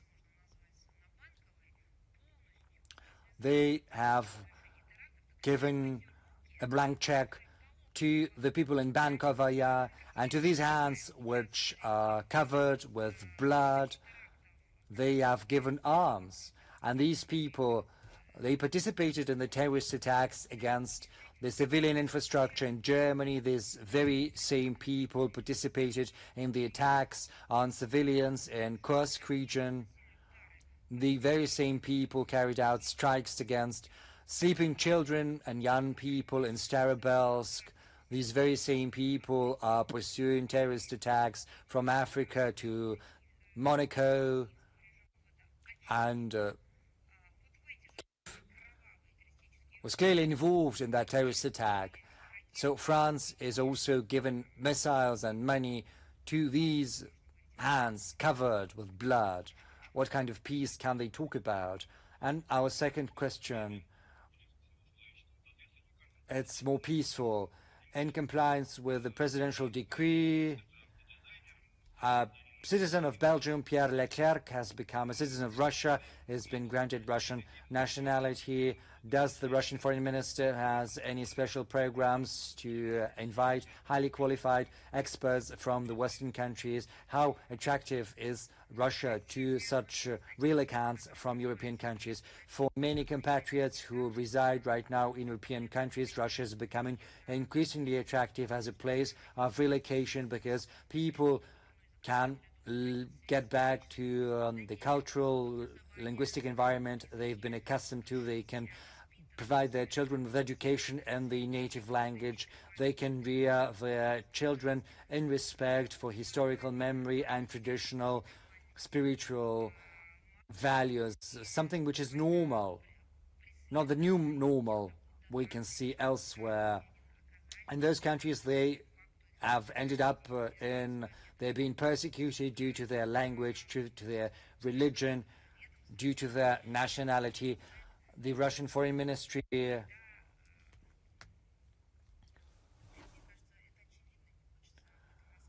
has been advocating this. I would hate to dwell on that, but you know that very well. We've always spoken in favor and of these people. We've tried to protect them. We provide them with legal support. We recommend legal counsel to them with the in cooperation with our partners.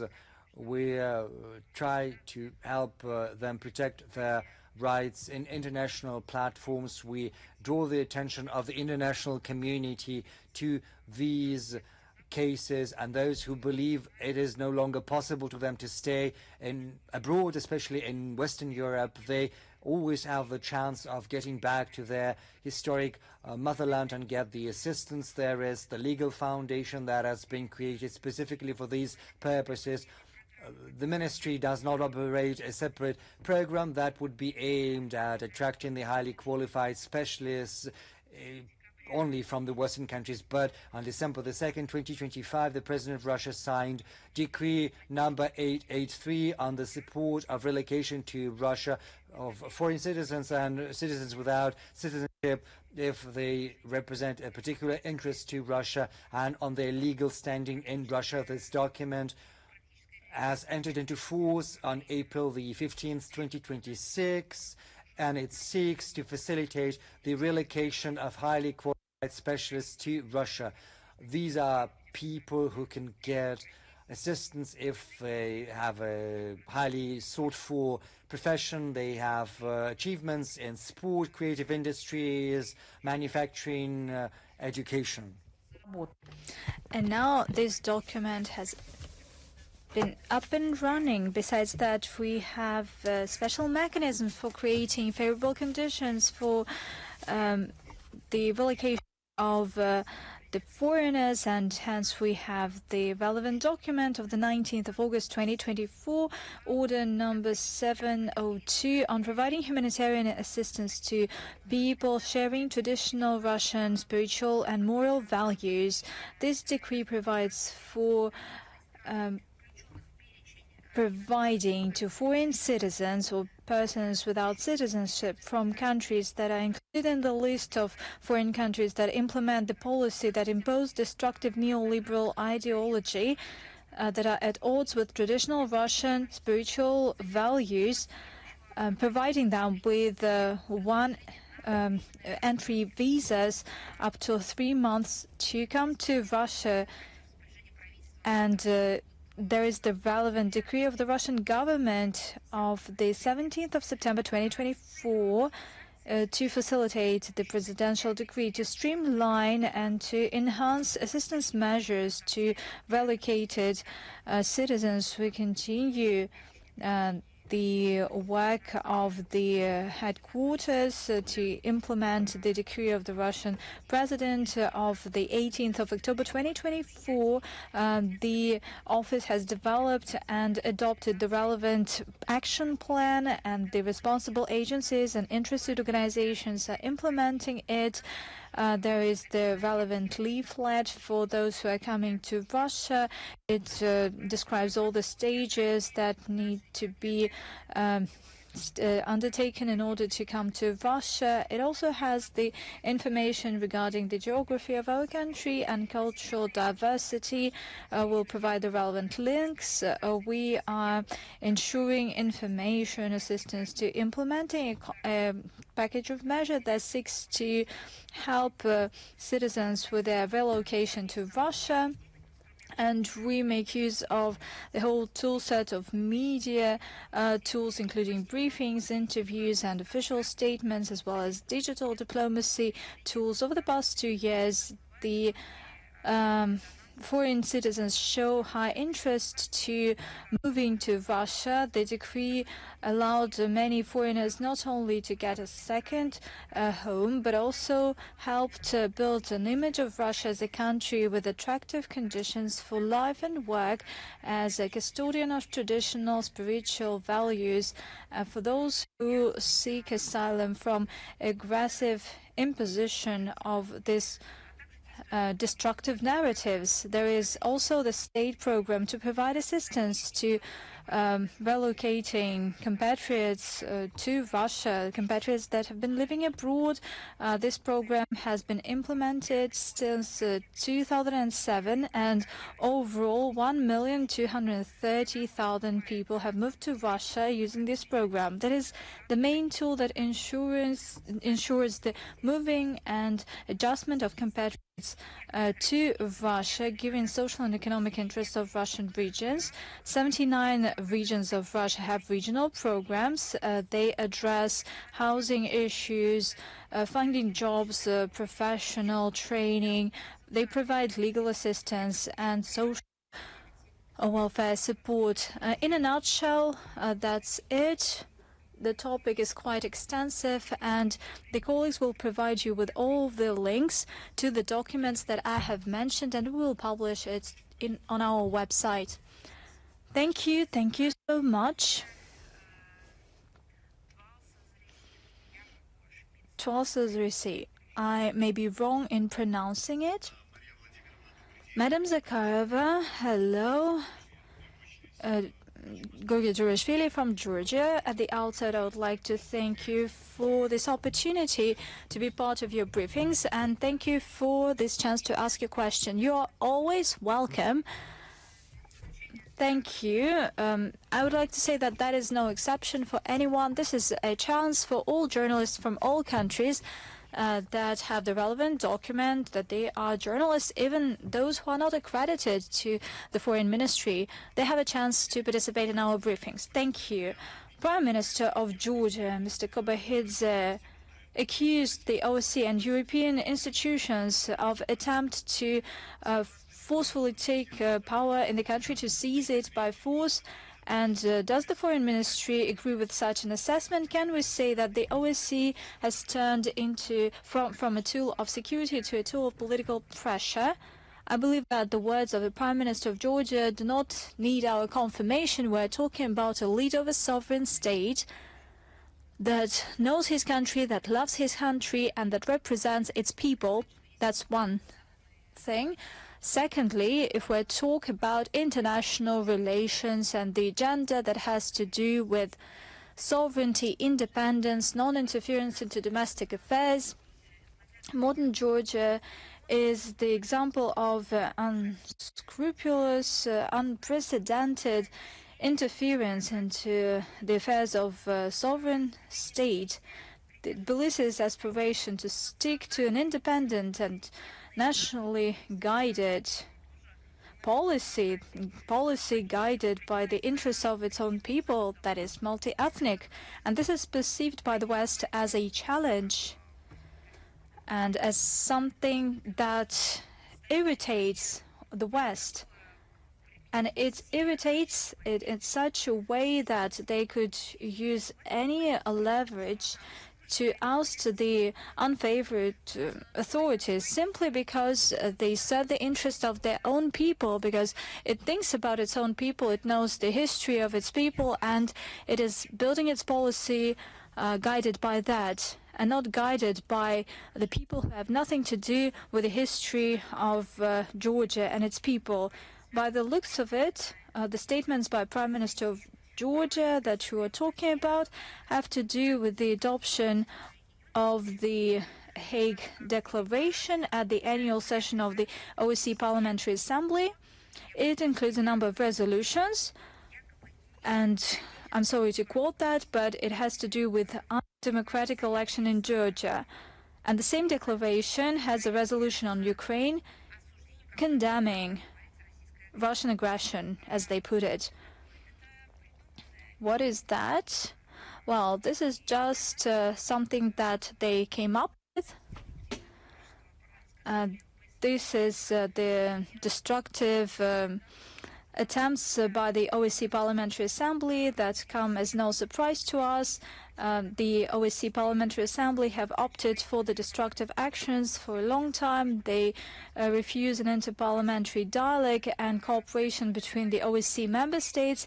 And due to that reason, on the 3rd of July 2024, our country decided to suspend the participation of the delegation of the Russian Parliament in the work of the OSCE Parliamentary Assembly. And so far, we do not see any reason to get back to the OSCE Parliamentary Assembly. Getting back to the OSCE at large, indeed, unfortunately, it lost the unique toolbox of preventing and settling conflicts within its space, which could come in handy today.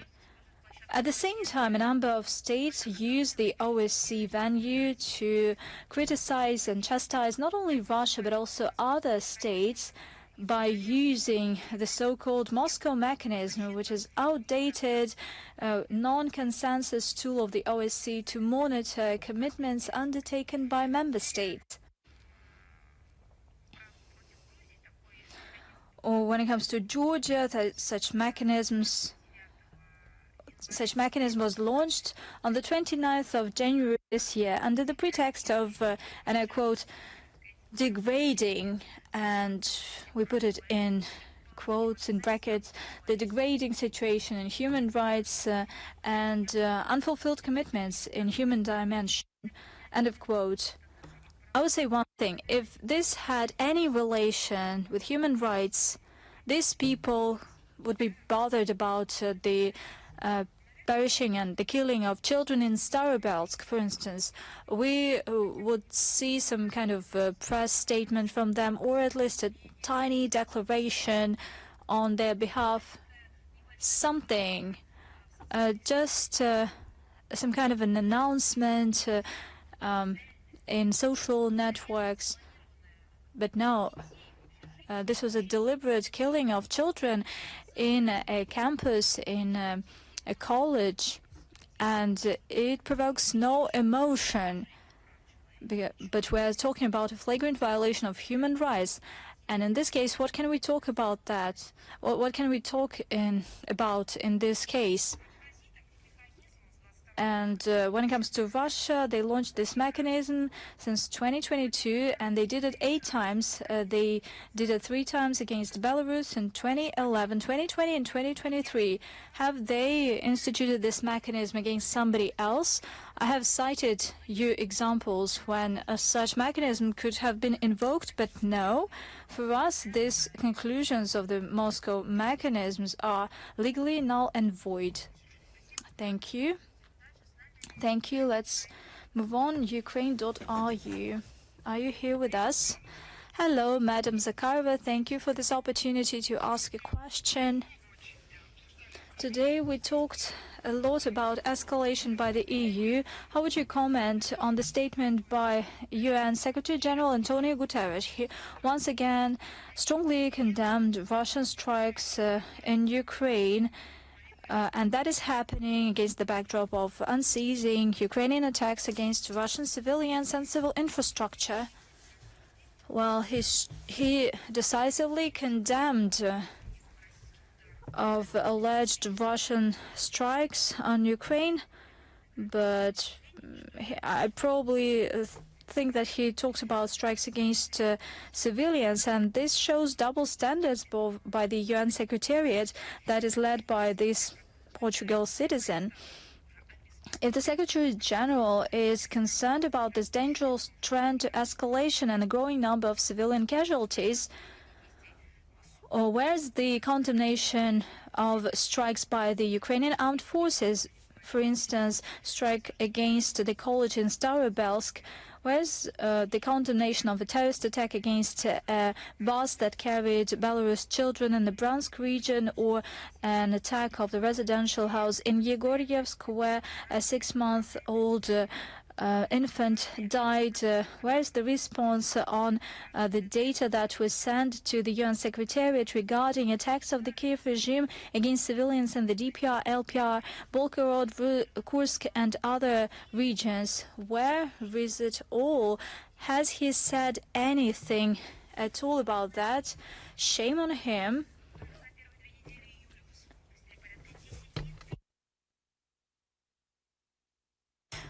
Over the past 2 weeks alone, the Ukrainian armed forces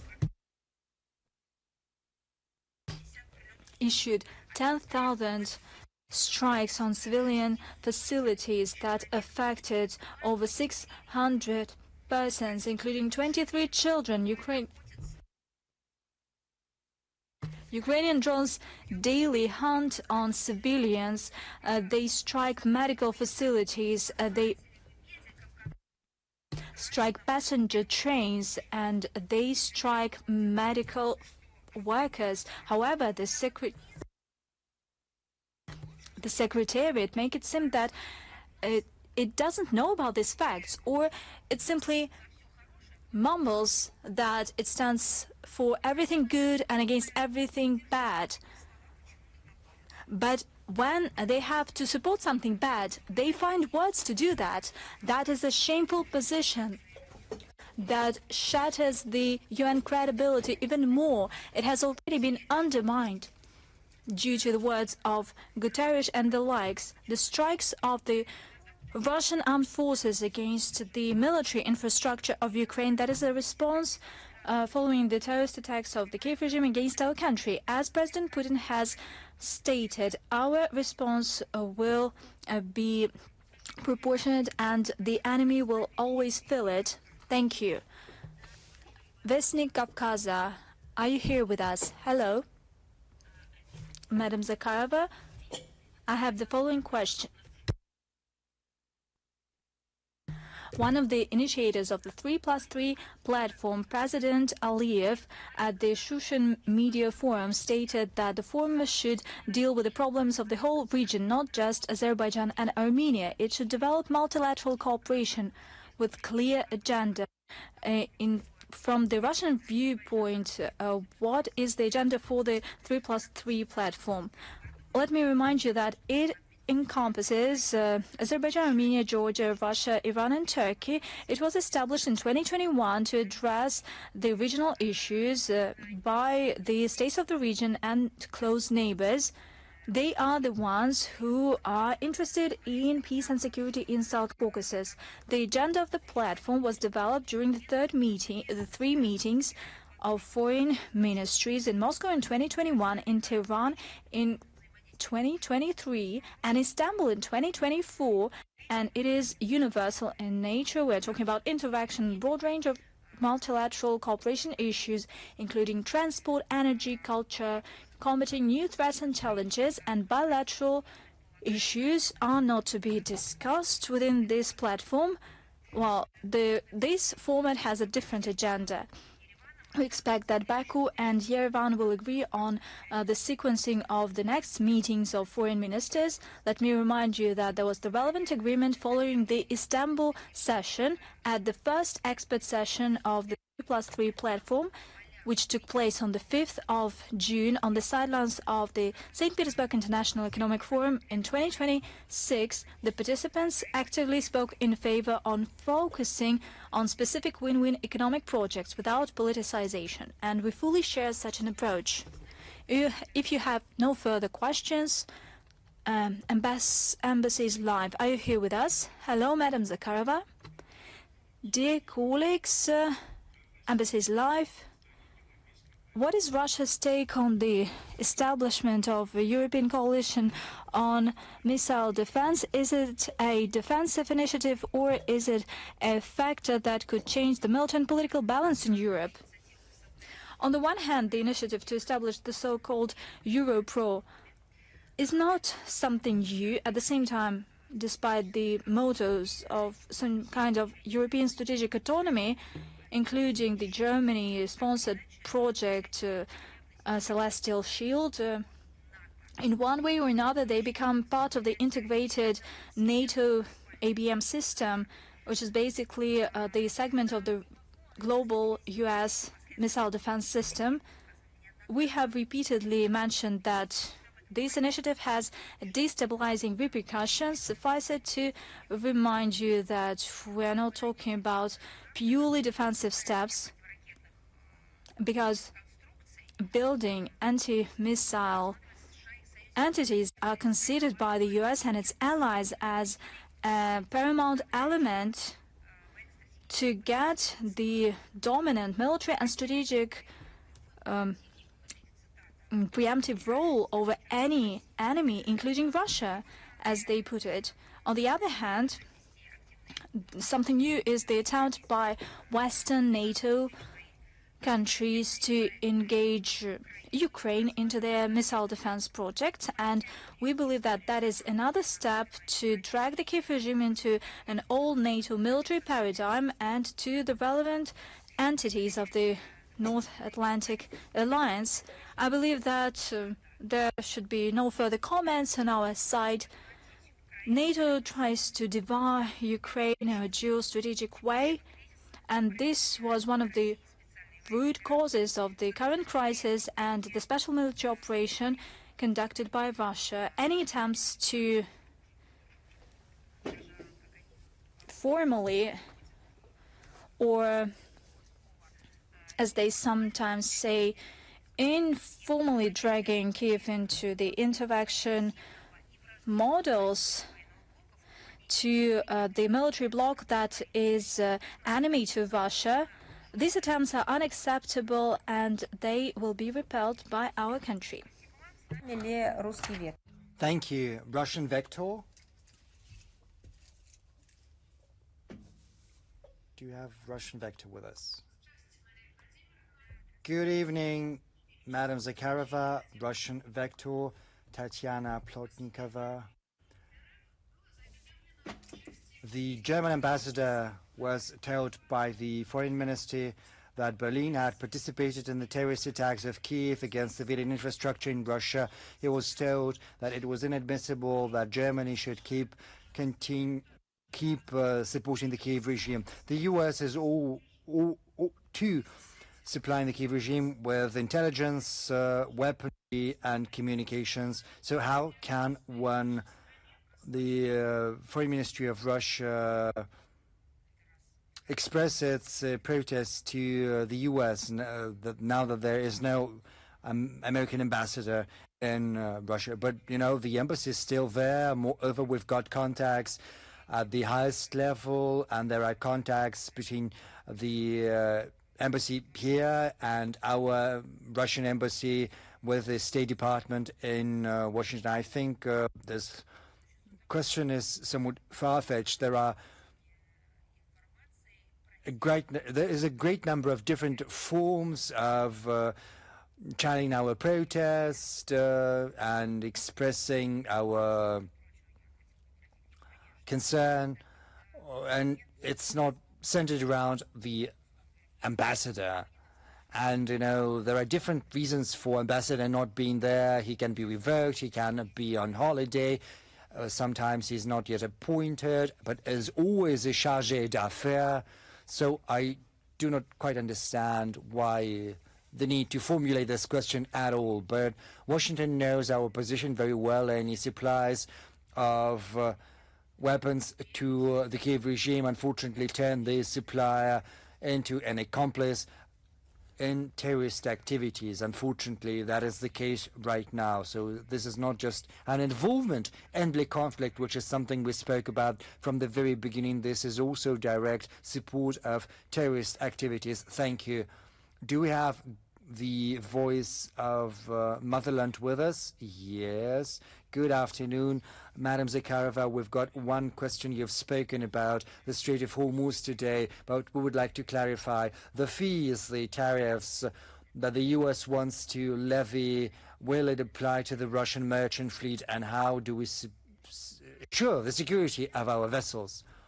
As of now, there are different statements broadcast via the media, and they're very controversial, and they're mutually exclusive. Sometimes they're assigned either to the countries of the Persian Gulf, Iran, Oman, Saudi Arabia, to extra-regional such as the US and countries of Western Europe.